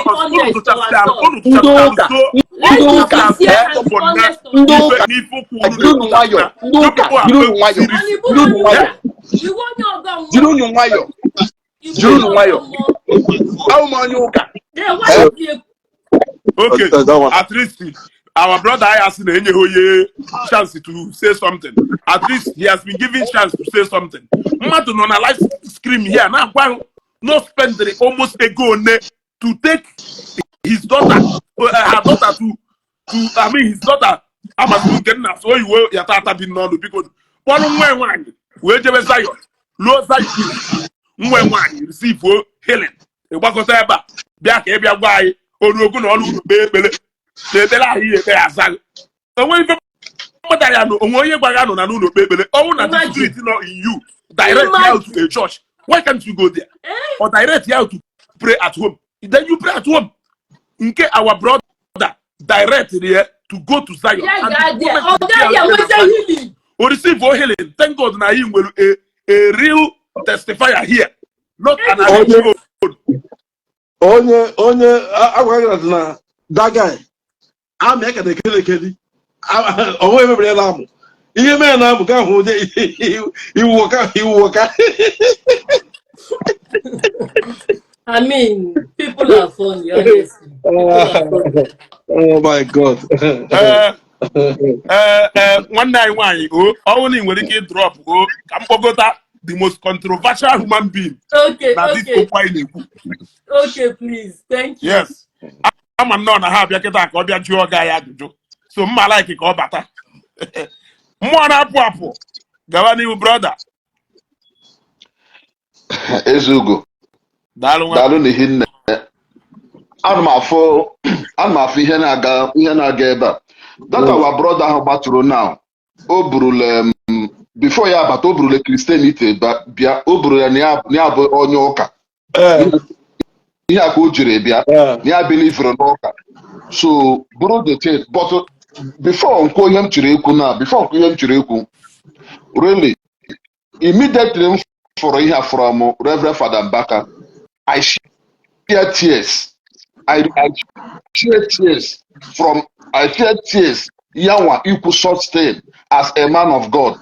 The reason they shed tears about that now n'ala Igbo now or na ihe gbasara Christianity onye ọbụla ma ihe na-aganụ na Christianity na the youth nọ n'ala Igbo now then someone bụrụ onye a man of God achọ ka onye this room to those who criticize Christianity. Imagine. On ewete this room to them. Imagine. Are you guys hearing me? At a wrong time. We have to calculate at a wrong time. Yes. Yes, yeah, go ahead.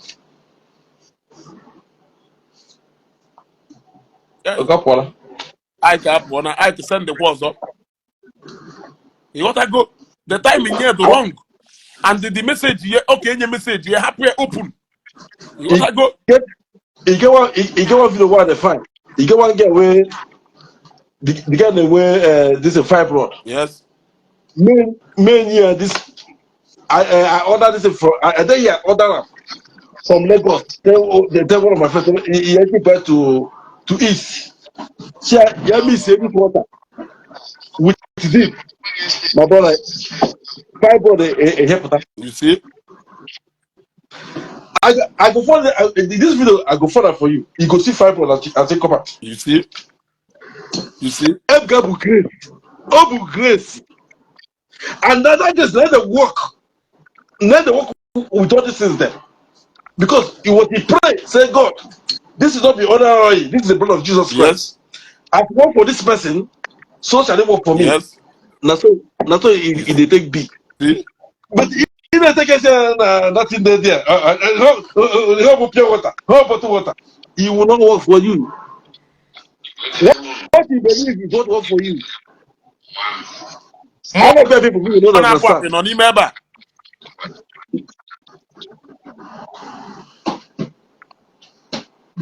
More apple. You know here. In a no, I don't know for man. No, from here. Man, I don't know. In a picture. I'm a picture, man. I'm not I know no woman of Gawani the Bayone, Oyene Bao, Waja, Ezioku, Bondo, Fonya, Dochanu Mudioka. Okay.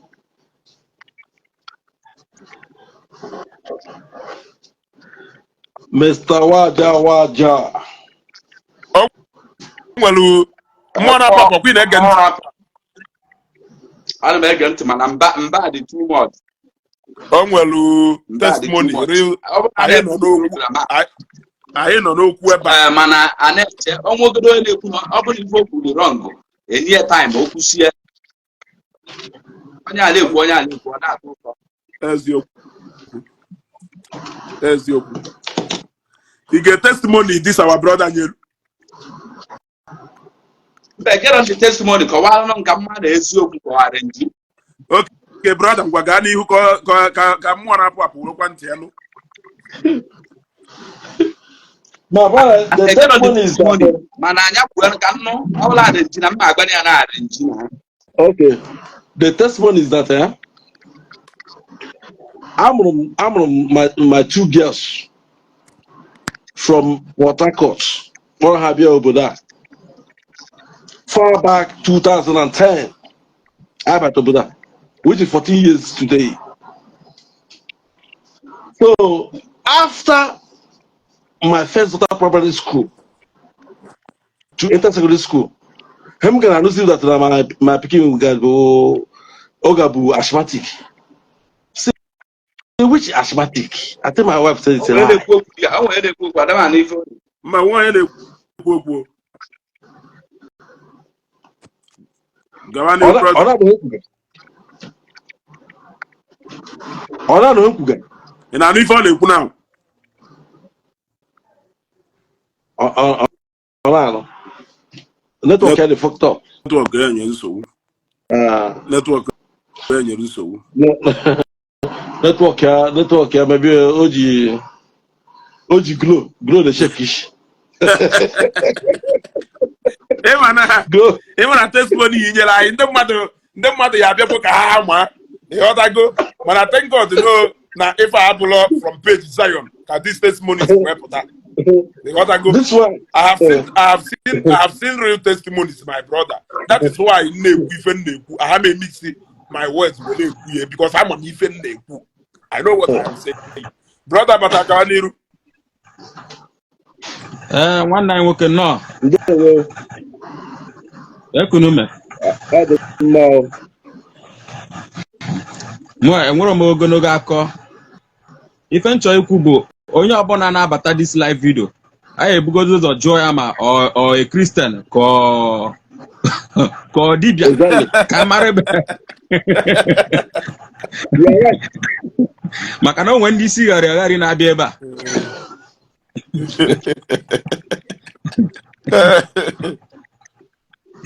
ka anyị mara ma o kwere na Chukwu.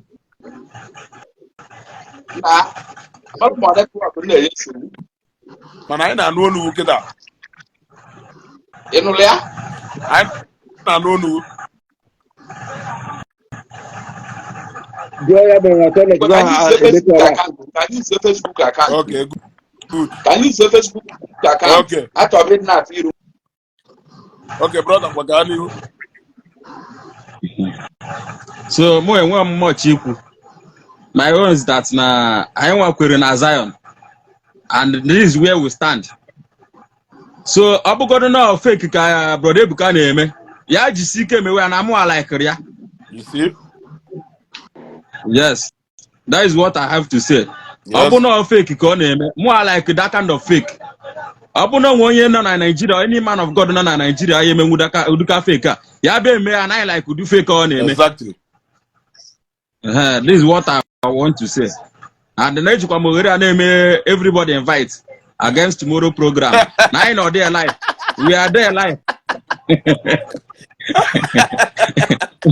No, way I want to there live.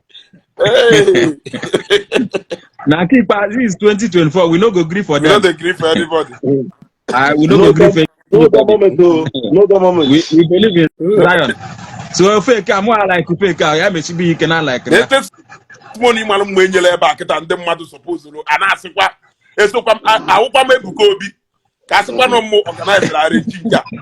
Oga ego ne ka nkwụrụ ka iwe ego ne ka nkwụrụ ka iwe bịa nyere maka na this arrange. All of them end of them on a program now.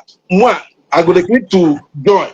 Can we take everybody could knock small? Yes. Can we that more? I'm on far. I'm 40 feet above the sea level. I know my right. Hey, I'm going to be Zion ministry for once. I know in America, I know in Nigeria, but not California. Emetonye is in America. Fit to have done a Zion grant. Then your testimony and the mother for chance na arrange. Also, do can arrange more like real. Yeah, me should be like arrange. I know Nigeria. I know my Africa country. I know UK. You know take it down. In Nigeria, kita higher. So you know, nandeba yenweho good medical effort to handle this one. Not only if you thank God no UK coin or Gayasi.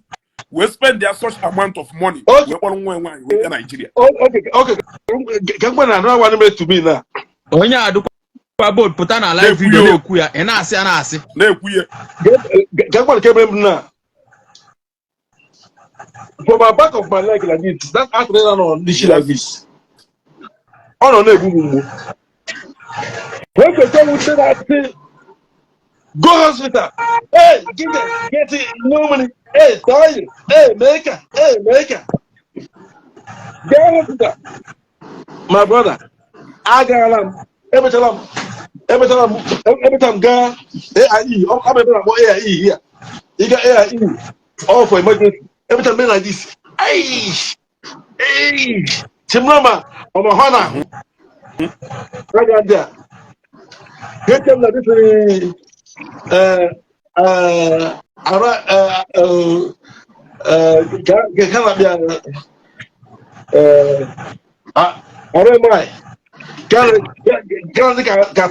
Yes. If I enter, me will be even kept on telling me when tell me now one.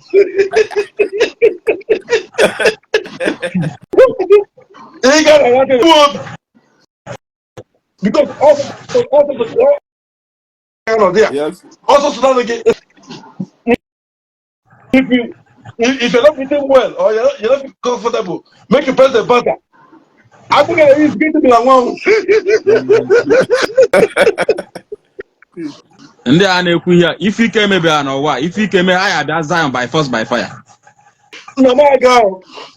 If you have child could Chaiba, Mecha. It's not as they don't see anything. Come on, they die. You don't see anything. Awkward. This you know. With my this. Sad them on a yard. Nobody I got resisting God. As I don't go medical as a human being. God, that is I got more than 2 times, 3 times, 4 times. Nothing but it's okay. God of Zion, Automobile.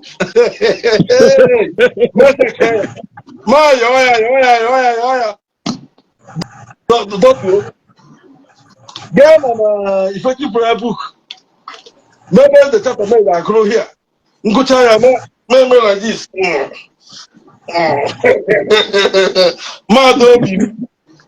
My brother, up here. Up home, dinner, up home, dinner. Uncle Brown, I can say, this India, America, China, America, this So, Udionya Kita, if you will convince Udionya Kita, he will go and see about the Japatava. That is why I'm not saying now blocking us see Ebuka the marriage. Kai! You not come nowhere, eh? My gonna like just forget it.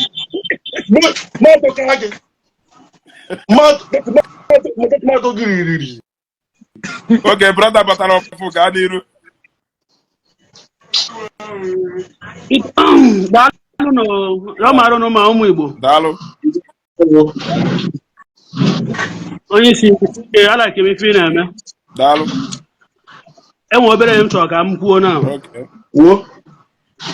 I'm not getting my own Igbo.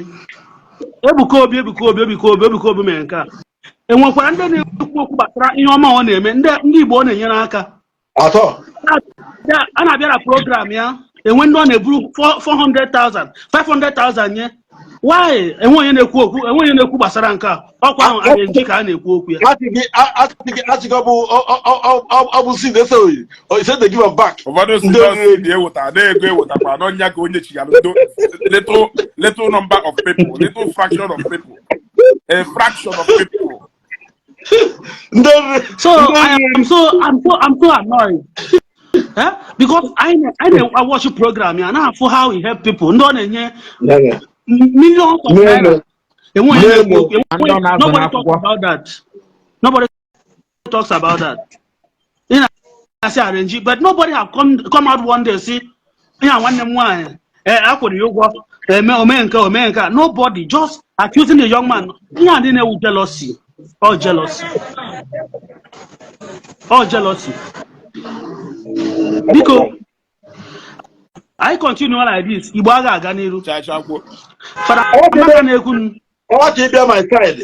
Healthy politics. Two people on my side.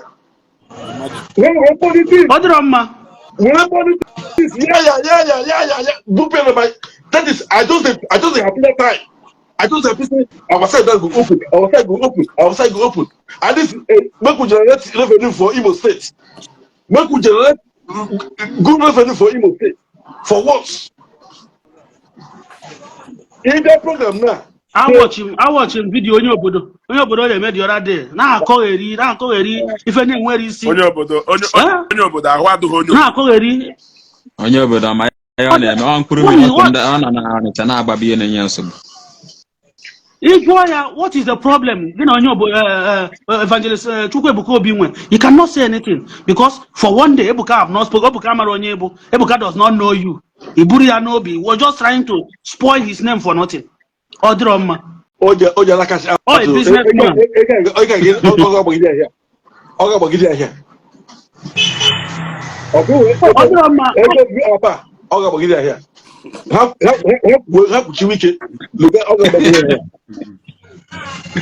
I'm testimony now you here.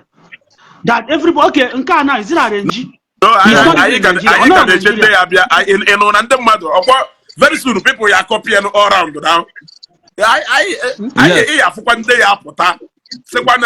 But thank God now this our brother because not stand by follow because I'm an camera, so I will specifically talk about this testimony. You will see people who will come.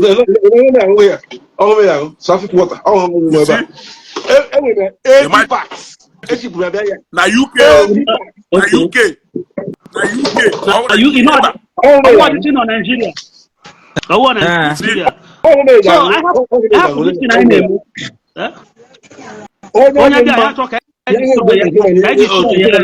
What is your gain? But I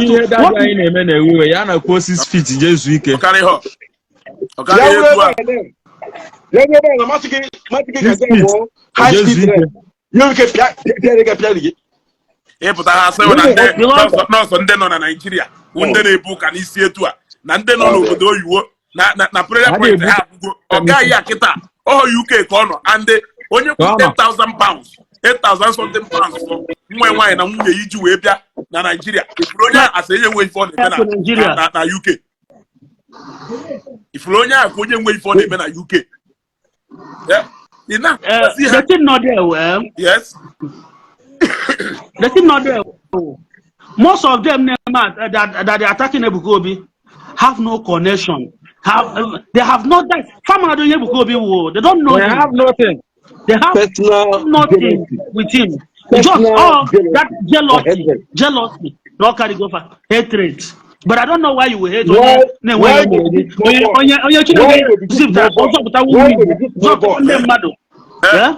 are you this small boy? Yeah. Why will it be him?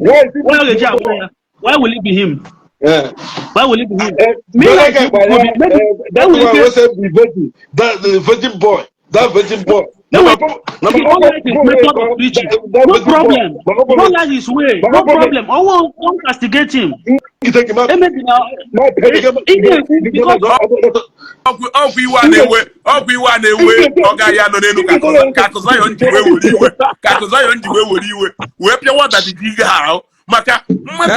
Benefit to receive from somebody. You know, somewhere. Imagine the anger. Imagine the anger. Imagine.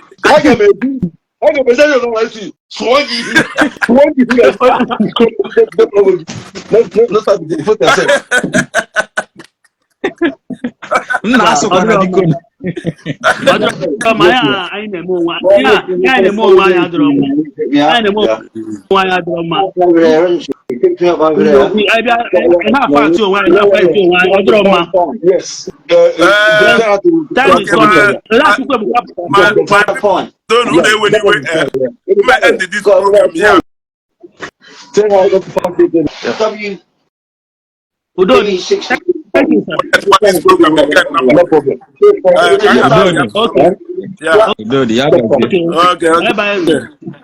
Okay. Oga in your testimony, though, I like I ban a program also. I would like you to come again for quality's sake. Can you get this testimony again to people? Once you do program, when we know the divine mercy, Yes, or open yes, heaven, I go join. yeah, I go join. yeah. You Thank know what I'm you. saying? Anytime when one can join, just hear me. I will just come. I will just answer you. Okay, Uh, okay, I okay. Thank you. I refer program. I refer a program Yeah. on this thing. So anytime I come, I will just click to join. Okay. I will join. Okay. Thank you very much. Well, thank you for joining us today. No problem, my brother. Okay. Yeah, man, I can man. Okay. So it's high time I because name I name a program like this. All name and own with testimony in welu. Call Ali Uzi at the testimony. One a Zion page you can have for here. You gotta go click here the name with testimony. I will bring you in so that we can start sharing this testimony. Can the mother thank God that this our brother see from the same village with the Governor Ezioku. Okpola Alpha village here, Okpo Kidoru, or Alpha community, or Alpha family here, meaning you can go and verify. You can go and verify. You gotta go. Kaima na mwa na apu. No, I join no boy before I apu. Kaima, mwa na apu. Yeah, nwoke a na-ege asị ege na ọhụrụ ọtụtụ ọfụgo onye ka m chọrọ. Onye a na-ege asị nke ya bụrụ ntụ ọnụ ka ọ na-atụ, ọ na-ege asị ege, ọ sị na ya nwere 80 packet of ceramic water na beer na London. Mmiri adị ọtụtụ na London. O chi ya tia azụ, si achi ya taa azụ ka ọ bịa kọọ testimony ha ka ngwa amaghara ntị ma eziokwu. Onye a na-atụ ezigbo asị. Call you before or na shigata because battery ma run one down. No nya ka nji wecho. Mba. Ọ kelelu ndị tim na efuru ebe a mana nnụ mgbe the boy na-apịazi unu hama. Unu echoro ka o kwusi onye ọbụla na-ekwu. Kele onye na-apịa anyị hama ife ọ na-ekwu ife the guy na-ekwu basically is na ọwụlụ na ife the guy na-agwa anyị wụ na need he believe na man of God na ife need ime ewu inwe belief na Jesus Christ na ya na that testimony melu that guy na Zion na that guy nọrọkwa n'ụlọ kpee ekpere na that same thing ya emekwara ya ọ ife the guy na-ekwu onwe mgbe the guy jekwu na okwu eziokwu mana mụ nwee believe ma nke ikpe ekpere ma ọ da work ibe niile a asị onye akpa ugogbe anyị na-epraise wa asị ka ọ sị mana ka ogodo ilu m ka ọlụ m arrange ga nnụ Oga Patrick pụọ na the program join kwazi again ife the man ukwuru owu na the guy is from Imo State outside the big governor eziokwu aka osi ọ kpọrọ afa family kpọọ afa community kpọọ afa ife niile ọ nọ UK so ọ sị no nwere ụmụ nwaanyị na-abụ no relocate to UK either 10, 11 or 12 years ago now na nwa nwaanyị to asthmatic no so many times ka na-ebu nwa nwaanyị na ambulance were eju n'ọgwụ ụfọdụ 2-3 times in a day from school akpọ ya na phone gwa ya gbara bịawu n'ọgwụ na ife a megido o wee ruo ofu oge no ọ sị no that period Ebuka Obi melu birthday a o melu that last year or so or last year 2023 that birthday ya ahụ o melu o wee sị o wee ruo oge a no from ife no nwebụrụ onye gwara ha maka Zion mecha nwunye wee fụkwazie na page no nwunye onye nyegidoro ihe nsogbu na ife ọgba tiketi nwunye na nwa ya na onye dụka ọsọ ji wee bịa Zion nwoo 8,000 something dollars or pounds or so ka ọ gbaa dị tiketi nwunye na nwa nwaanyị wee bịa Zion ministry na ha bịara olu o wee gwa ha ego ha ji ewota ha tiri na envelope ka ha wee jee nye Ebuka Obi as a birthday present or so n'ọnya ka Ebuka Obi ka the girl je ha na woro envelope a nye Ebuka Obi kweghee n'aka ka ọ narịa envelope a wee sie that none constantly under attack kele onye kpọ this girl wee bịa ebe a nwunye wee gbara ọsọ wee pụta n'ebe a ka ọ nọ wee gwa ha that this problem that this is the end to this attack na ha nọchaziri na ọ ma so many program na ha nọrọ about 2 weeks and na Zion wee na-achịgata back to UK na from that time wee ruo now na that girl enwebụ anything ashma or whatever thing we know now. Can you wait to say? I see. You see? one bụ ka m bịa one ya wetagodi live video ife mere na nke Ebuka ka anyị fụrụ, o nwere ife mere na nke Ebuka anaghị akọva ka anyị fụgodi that video first. Two, then ọ gbata the girl mma akwụ ụgwọ ahụ ejije mie test na UK medical test mụnwa ya akwụ ụgwọ emesịa the medical test ọ bụ na ọ dịrị ya nwe asụma ọ bụ na ọ nwere ọgwụ the girl na-aṅụ since ya wee rue today ma na ọ dịrị using healer ejebe Zion. Okay, thank you. Say no more. Mma akwụ ụgwọ. Say no more. Say no more. Say no more. Ibe ọ na-akọ Say no more. That the man ya join anyị na program na mgbede. Mmemme program na mgbede concerning this issue Mbaka and Ebuka mana ọ bụrụ otu ndị mmadụ si arụ ọrụ ya because ndị be anyị na-agafe fụzi eziokwu fa na-ekpuchi ya aka but I will run my own different otu si arụ ọrụ but mụnwa na-agwa anyị 100% na ibe a nwoke a na-akọ ebe a bụrụ eziokwu. Onye a bụ onye arenji ndị Zion na London ije kịta o nwere ike were assistant pastor ndị Zion na UK nke a ugogbe anya ife ọ na-epromote business Ezugo so hapụ ibe ọ na-akọ no story. Waja. Onye na-ekwu Ọga Patrick ka ọ nwere ife ọzọ ịchọ ka m kwue achọrọ m ikwu okwu consigning ibe ị na-ekwu versus Mbaka. Ọ bụ na-ekwu hold on ka m nsogbu adọrọ waja o nwere ihe mere ebe a ịma na Ezugo ka gwakwa n'ụlọ eziokwu ịma na sometimes the way si ebu Christianity abụrụ etu o si edi ịghọtago ihe ada gaghị na-apịu na ebe a is a Christian ọ na-agwa ụlọ nke bụ eziokwu ihe a ọ na-ekwu bụ eziokwu. Ndị be anyị na-eburu ụka niile ihe ọbụla anọ jos ikpọ ha n'ahịa anọ because of onye ọ bụrụ because of onye ahụ ihe ọ na-agwa gị ihe a nwoke a na-enye testimony kịta ka nwere eziokwu sometimes it might be coincident. Ada nwaanyị amụrụ ya o nwere ihe o nụrụ o nwere ihe ọṅụ n'afọ ma mmiri ghọtago so ọ na-enwe breathing dịka ha asma ọ na-eyuzu for that here sometimes mana dọkịta gwara anyị na ọ na-eto ọ na-akarị ya you understand me ọ na-eto and tụrụ ihe a dọkịta gwara anyị ka ihe na-emenụ ọ bụghịzi etu ahụ si adị ya oge ahụ si adị ya ịghọtago ụmụ ihe a nwere ike ịdị na ụmụ ihe a kịta onye fụzi anya nwe ka o si wee dị coincidentally asị na onye ahụ ihe na o ji wee no ka anyị ghara ịdị na-ekwuzi like that because na ihe a mere ndị ahụ m onye ụka mana ụka nke m ewepụgo m apụgo m na ya since 2014 mana aka njọs nọlụ temporary ka m gwa gị eziokwu because na the way nsi afụzi the way ndị be anyị si ebu Christianity the thing is too much. Ọ bụrụ ụdị Christianity a ka anyị na-enwe ebe a ndị a wetara anyị ụka ezigbo ụka ihe a ga-eji wee na-enyere onwe ya mana anyị jizie na-emezi onye kpatara na most of them anaghị agwa ndị be anyị nke bụ eziokwu. Ndị be anyị apụ miracle ekwetara na miracle bụ ihe ọbịazi ga-eto adịghị all those things na-ekwe I believe on na miracle.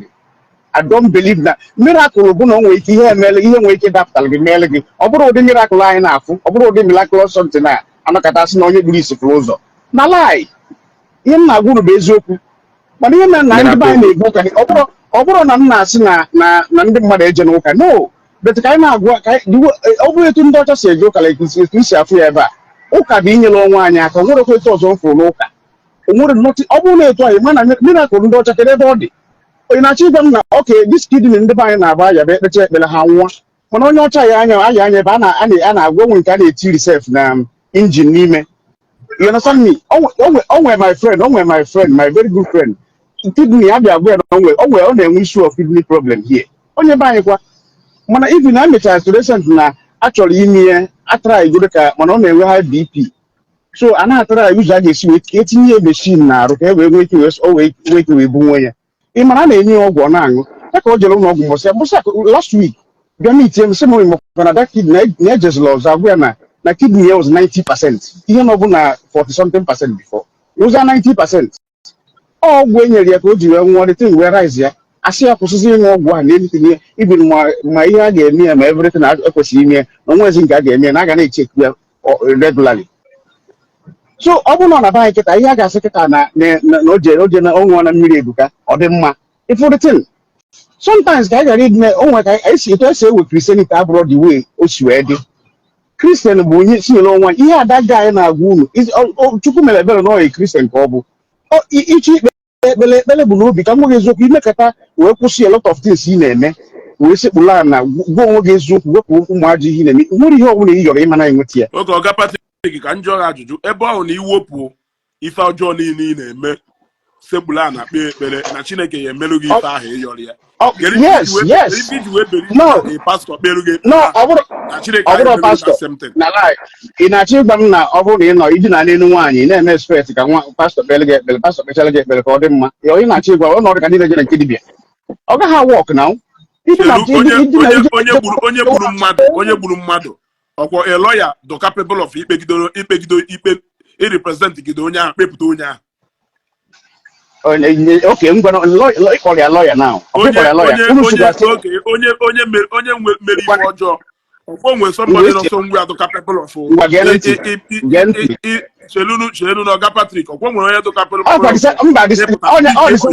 chelunu na Ọga Patrick na ọnụ ọkwọ nwere onye do capable of ịpụta speak on your behalf. You will be forgiven, or people will wave that in the email for not because of you, not because of onye, but because of onye. Okay, ngwa ọkwụnụ akwụkwọ ndị sikwa na sia George na Bible si sia George na ọkwụnụ ọbụ ekwuru sia George na mmadụ. Yes. So iji wee believe na nke lawyer na-eme, iji wee believe na that's nke George lawyer na-eme. Agota nkwa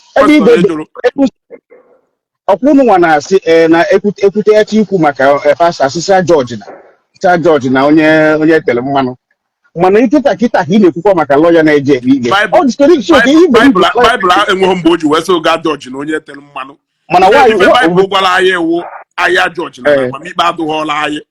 Whether na-etere mmanụ ọ na-etere mmanụ. Bible say I judge, but we should judge fairly. All right, thank you. The Bible says we should judge, but we should judge fairly. Okay. Now, come down and make people on the banner. I have argument. I have to know. Yes, we go more now. Problem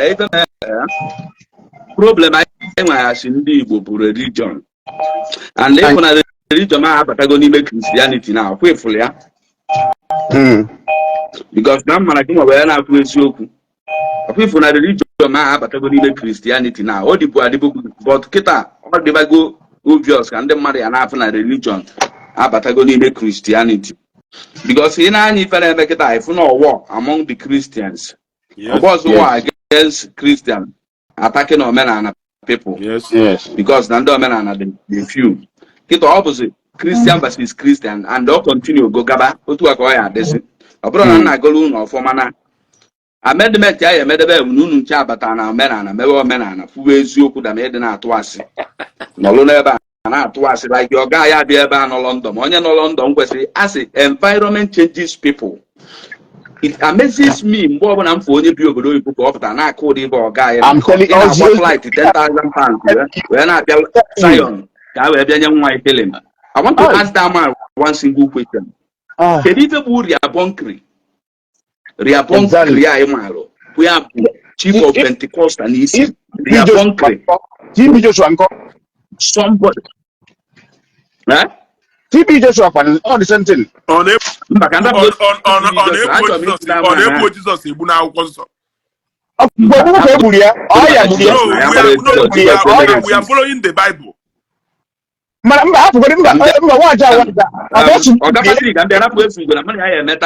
Abịa n'otu go mpere ha maka nwere style wee pịa anya of mata ezugo rapụgodi maka Jizọs na Jizọs emere exist ka ekwugodi maka ndị anyị ma ana m ajụ riabonkri ya bụ Jizọs na anyị ma anyị fụrụ anya bịa Afrịka mee so many miracle na Afrịka kedu ife gburu ya nya mu ife gburu na and that is the will of God. He submitted to the will of God. He submitted to the will of God. Okay. Ngwa wetalụ one video, one single video. Ebe riabonkri heal onye ọcha otu o si heal ndị mmadụ na Africa. Exactly. Weta one single video. Mmesendrige na drop. In fact, mmesendrige ebe o heal onye ọcha dara ngwụlọ. Ọkwa the video compile channel. Ọkwa video compile channel.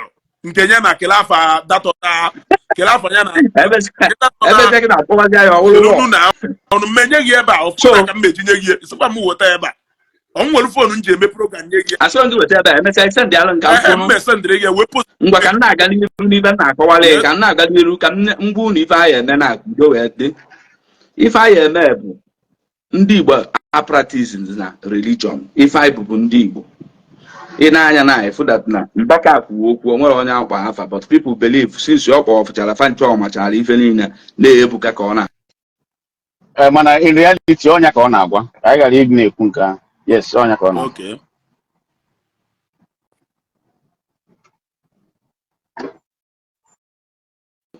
Hey.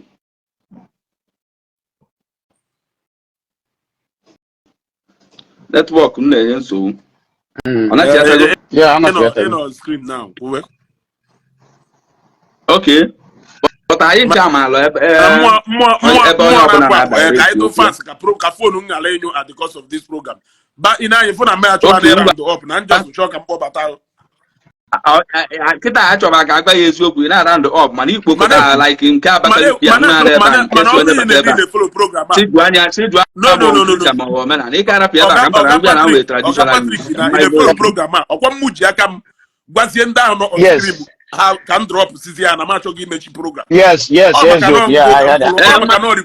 Chelunu ka ndị n'ọkwa gị na ba no kwuru ekwu okwu kịta ha gbara ya eziokwu ịgba ọsọ ka ebe na-agba true. Chelunu mgba rapụzia na mgbede na chiri ha ma direct na mgbede oluzie mụ bata program ngo na mgbede ka anyị pịazie onwe anyị na mgbede ọ ife ya agwazi mma anọgbula mgbede ebe ya chọ ka mgba ya eziokwu ebe a ka nhapụ mana ezugo ọkwa mana ihe a Mbaka na-eme kpatalụ ndị mmadụ ji wee na-regret about Christianity na be anyị ịghọtago because a na-agba Christian na-agbazi onwe because of ifu na ihe niile ha na-eme na-egosizi onwe ha na maybe ha drop pure eziokwu ka a na-ekwu ịghọtago na eziokwu unu kwesịrị ịbịa ma apology to amata ya unu kwesịrị ịbịa ma apology ka m gwa gị eziokwu Gabatri ga-enwere iwe ezugochara ka mgba the truth. Ọ bụrụ na Mbaka ka m gwa gị eziokwu ọ bụrụ na Mbaka nwere ike ịpụta kwụrụ wee kwue that no nwee ndị na-eme arenji some ndị pastọ na-eme arenji kedu ibe dị iche na nke a okwu na nke mata ya onwebụla onye n'ime anyị na-edifende Christianity gwarago na-enwe ofe ọ bụrụ ibe njụ ya asị gị ebe ọ bụ na Mbaka ya apụta kwuo that na Christianity pastors na-eme arenji fadebe ejekwasị ya mmadụ abara azụ ọ sịrị na o nwere ụfọdụ mata ya sisi na everybody everything wa arenji ọ ife dị iche na okay ogo na mata ya sisi na ọsọm si na onye ọbụla mana mụ nwa believe na onye ọbụla Mbaka si na ọsọm kedu ife dị iche na arenji a mata ya si na-ekwu na nke Mbaka kwuru uru kwesịrị ihe mata ya onye na-ekwu eziokwu ndị bọọlụ police kedu ife dị iche hụ na for the fact that na Mbaka kwuru na n'ụfọdụ na onwelu ndị o gosi na onwelu ndị dụrụ ya ọ ife dị iche na ngwa kpọọlụ m ofu pastọ na-ada eme arenji na Nigeria mana Igbo Land niile including Mbaka na ebe isi na onwe ndị asị gị isi na onwe ndị mata ya sikwu na onye ọbụla mụ kwuru na onye ọbụla fanta niile bụ ndị arenji kedu ndị dị ọrụ m ofu fanta na-eme arenji mba ịgwa gị eziokwu enwekwa ndị ji obi gbara egbere ofe ezigbo pastọ nọ na Nigeria Mbaka ngwa gị enwere mana iluwo 5% ji ezigbo obi ha ka ụka iho Nigeria eluwo 5% ana m ekwu dị iho Nigeria ọ bụrụ maka pastọ because pastọ nwere mmadụ ka ọwụ ihe m na-ekwu generally ndị na-ji ezigbo obi ha ka ụka na Nigeria eluwo 5%. Mmụọ na-apụ apụ ka anyị pịa m ndị ama na program fonu program a nwere ike end ya n'ike kịta ị nwere ike chena mụ ji aka m end batrị m na-adụ down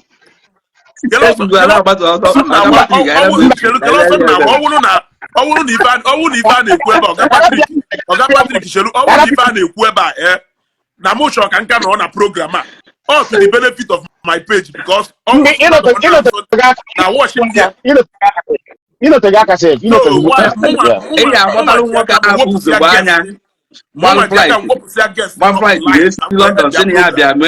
ya bịa nweta healing onye a bụ onye ndị Zion sị ine onye anyị ya afụ na dị na o nwere ibe ọ na-eme na UK ese ndị nya di ya ka ọ dịrị eme ibe ndị Zion onye ọbụla n'ọlụ ka ọ nọ n'ọfịs ka ọ wele batala ahụ nke ahụ o nwere ike ịnọ n'ọrụ mba ọ bụrụ onye sendịrị ya kama ndị original ọhịa o believe mere ya You got to go, oh, believe me.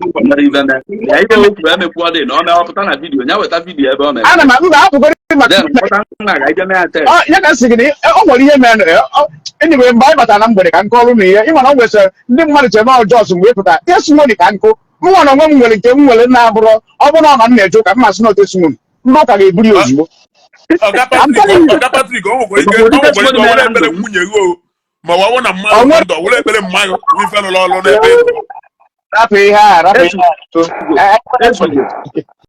Ezigo joke apart, enwere testimony to give, mana ọ ga-awa na mpụtara nye testimony ebe a kịta ndị mmadụ ya sị na arenji. Ana m agwa eziokwu. Testimony dị egwu mana mụnwa mara na ebe a bụ ọjọs ụkụbaalụ ma ọ bụrụ na ọ nwere ọzọ. So batrị ya da ngwa batrị m nọ imife ọ na ebe a kịta. Imife ọ na ebe a kịta. Ọ nọ 6% and nnukwu fonu dị etu a enwere m ọkụ kama na mma recharge nwe with phone a ọ lesịna m end the program a mana ọkụ m ụwa ọgwụgwụ ka ọ gwụrụ na ọkụ ụdọ mmeje the textbook ya mgbede enwere some things to correct among Igbos, you know, mgbede ka anyị face truth ịma na m anọ na ntụ ya na ngwe ife anyị ekwu uri nna okay nsogbu adị okay time ka ndị mmadụ n'ebe a wee join anyị ebe a ka anyị pịakasịa monde ha ma n'ote na anyị na-ekwuzi okwu COS ya isi gụ na-atọ gụ anụbụghị nke isi mma anọkwaghị again na mgbede COS ya bụrụ isi o nwere ihe elijuru afọ na ịgbago na ndị brain vanada alụ ọrụ bụ ụzọ anka ọ dịtị mesasị anya nwere ife a bụrụ kesi na olijuru afọ ife ahụ jos ife ahụ anọrọ nwayọ gbakọ ọnụ triti ya then ndị brain fanwusi ga-anwụ dị anka ọ dịtị maybe see the thing where they create enmity among people and among themselves, you know. Use when you know bog, pan ekwesịrị ịnụ ọnya ma o jiri ka okwu adị ọnwụkwa n'ibe dị ife ahụ business people mere onwe fa na-agara ọfụma ịkpọkọrọtakwa fa ọnụ enwe dialogue nwee discussion, you know, ka ebe ego aba ka ebe nke aba ka ebe o siba ka otu esi ga ngwa na ife ihe eme onye ọbụla agabala onwe nkwanụ ndị mmadụ wele anụ bọọgụ nwere ife dị ọ bụrụ na ọma private mmadụ na-emere vidio mana ịma ada m emere vidio steady na mmadụ enwe na-efe so ka time program ji wee do na mgbede ọkwa ebe 8 nna asị na-enwe one man by the richest man ndị Igbo nwere na Ivory Coast n'ọnwụ na stadium mbọsị ya mahọrọ m na eziokwu ajọs na-apụ the news now mana OJ Park nwere ike confirm that news ka m bịa ka m kpọọ OJ Park ka m confirm ama na eziokwu mana onye befe anyị na ya bi ebe ya sendigolu ndị meseji ozugbo OJ Park la agba na eziokwu ndị mụ ha ya eje eziokwu achọrọ ka m gbaa flight jee ticket from Ghana ọ dịkwa cheap mana agbakọsịrị na nna 500 mụ iji Abidjan na-anata abụ 1 million ebe 1.2 so ọ dị too much with expenses mba ma ego anyị spend zinu ma everything na so kpogodi ya 1.2 or 1.3 a lot of money. Oh, big money ife esi ike na ka m nọ ebe nnene ya na TV kama ebe eme ga-ajegolu new television a na-ele 1 million odome a na mma afụgidekwu ya ibe nke 5 years and in ebe ọ na stadium ada atọkwa n'ụtọ ọ just fall na ha na-enwe because the thing na-adị very far ọ da atọ ụtọ ịnene na TV na-atọkarị ya not just noise yaz and ife ga na-agago mana nke TV a na-repeat everything na-afụkwa I live in Agri Coast. When we say I live in Agri Coast, yes, it's from my local government. So if you go to so that's not the man. No, I cancel go like on a think. Now, any goal on jubilate, I cancel the award wipe and I put that. Nah, or can the mother see well of soccer like the richest man in the Igbo and Agri Coast. And Obi Kubana Obi Kubana visit day before yesterday. Nah, everything here. Then, football like this.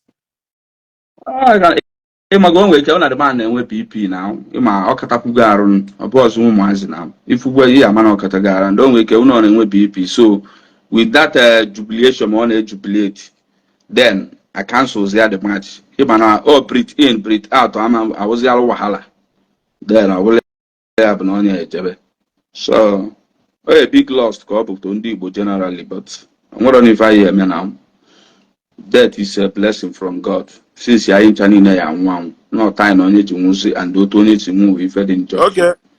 So I believe no a big tragedy to us now. More urban the news abgore, which most people here now confirm. So hope you just put more to put it in a ball myself. Okay. Mwa na apụ ka I gazie this program ka I join your own na mgbede ebe 8 o'clock. So ndị niile na ebe a ebe 8 o'clock na mgbede tata ka I join ọnụ page Iwaji.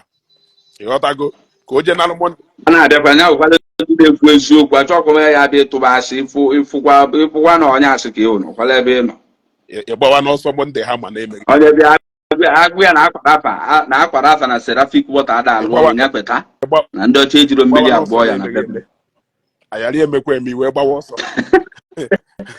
eche na-esi n'ihi prove iron mmadụ bịa gwa gị ife ya ka mmadụ eri gasị dị ya bụrụ 80 packet of Seraphic water buga na UK wee na possible now. How the possible? Na ga ezugo wa asabụkwana anya ka ya amadị na ahazi eme abụrụ na nwere mmiri ma nwere ibe mmiri a na ebe ordinary water nwere ibe dị n'ime ya nwere anything. We are not juveniles. If I'm ndị be anyị ji anwụsịsịla na-achọ ife ndị be anyị ji anwụ ignorance na-egbu ndị Afrịka ịpụta na-agwa mmadụ na mmiri pastọ na-ele na n'ụlọ ụka ya na-agwọ ya ọ dị mma ndị ọcha anyị Jizọs nye anyị Baịbụl nye anyị ụlọ ụka nye anyị Christianity fa na-elesi ndị befe arụ na mmụọ. This is the question anyị ga na-ajụ ọ na Chineke na-apụsị ma bịa be anyị bịa nọrọ anyị wee na-atụ ụdị akwụkwọ anyị na-ata agbara ya eziokwu isi ga-abata ya nwa program mana isi nkọwa testimony anya ka m mebu ụzọ jụụ na mgbede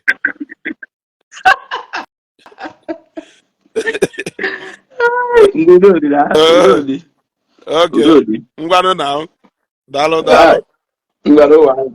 oke ndị be anyị biko nụ ka anyị join our brother na mgbede na page eziokwu bụ ndụ waja ebe 8 p.m.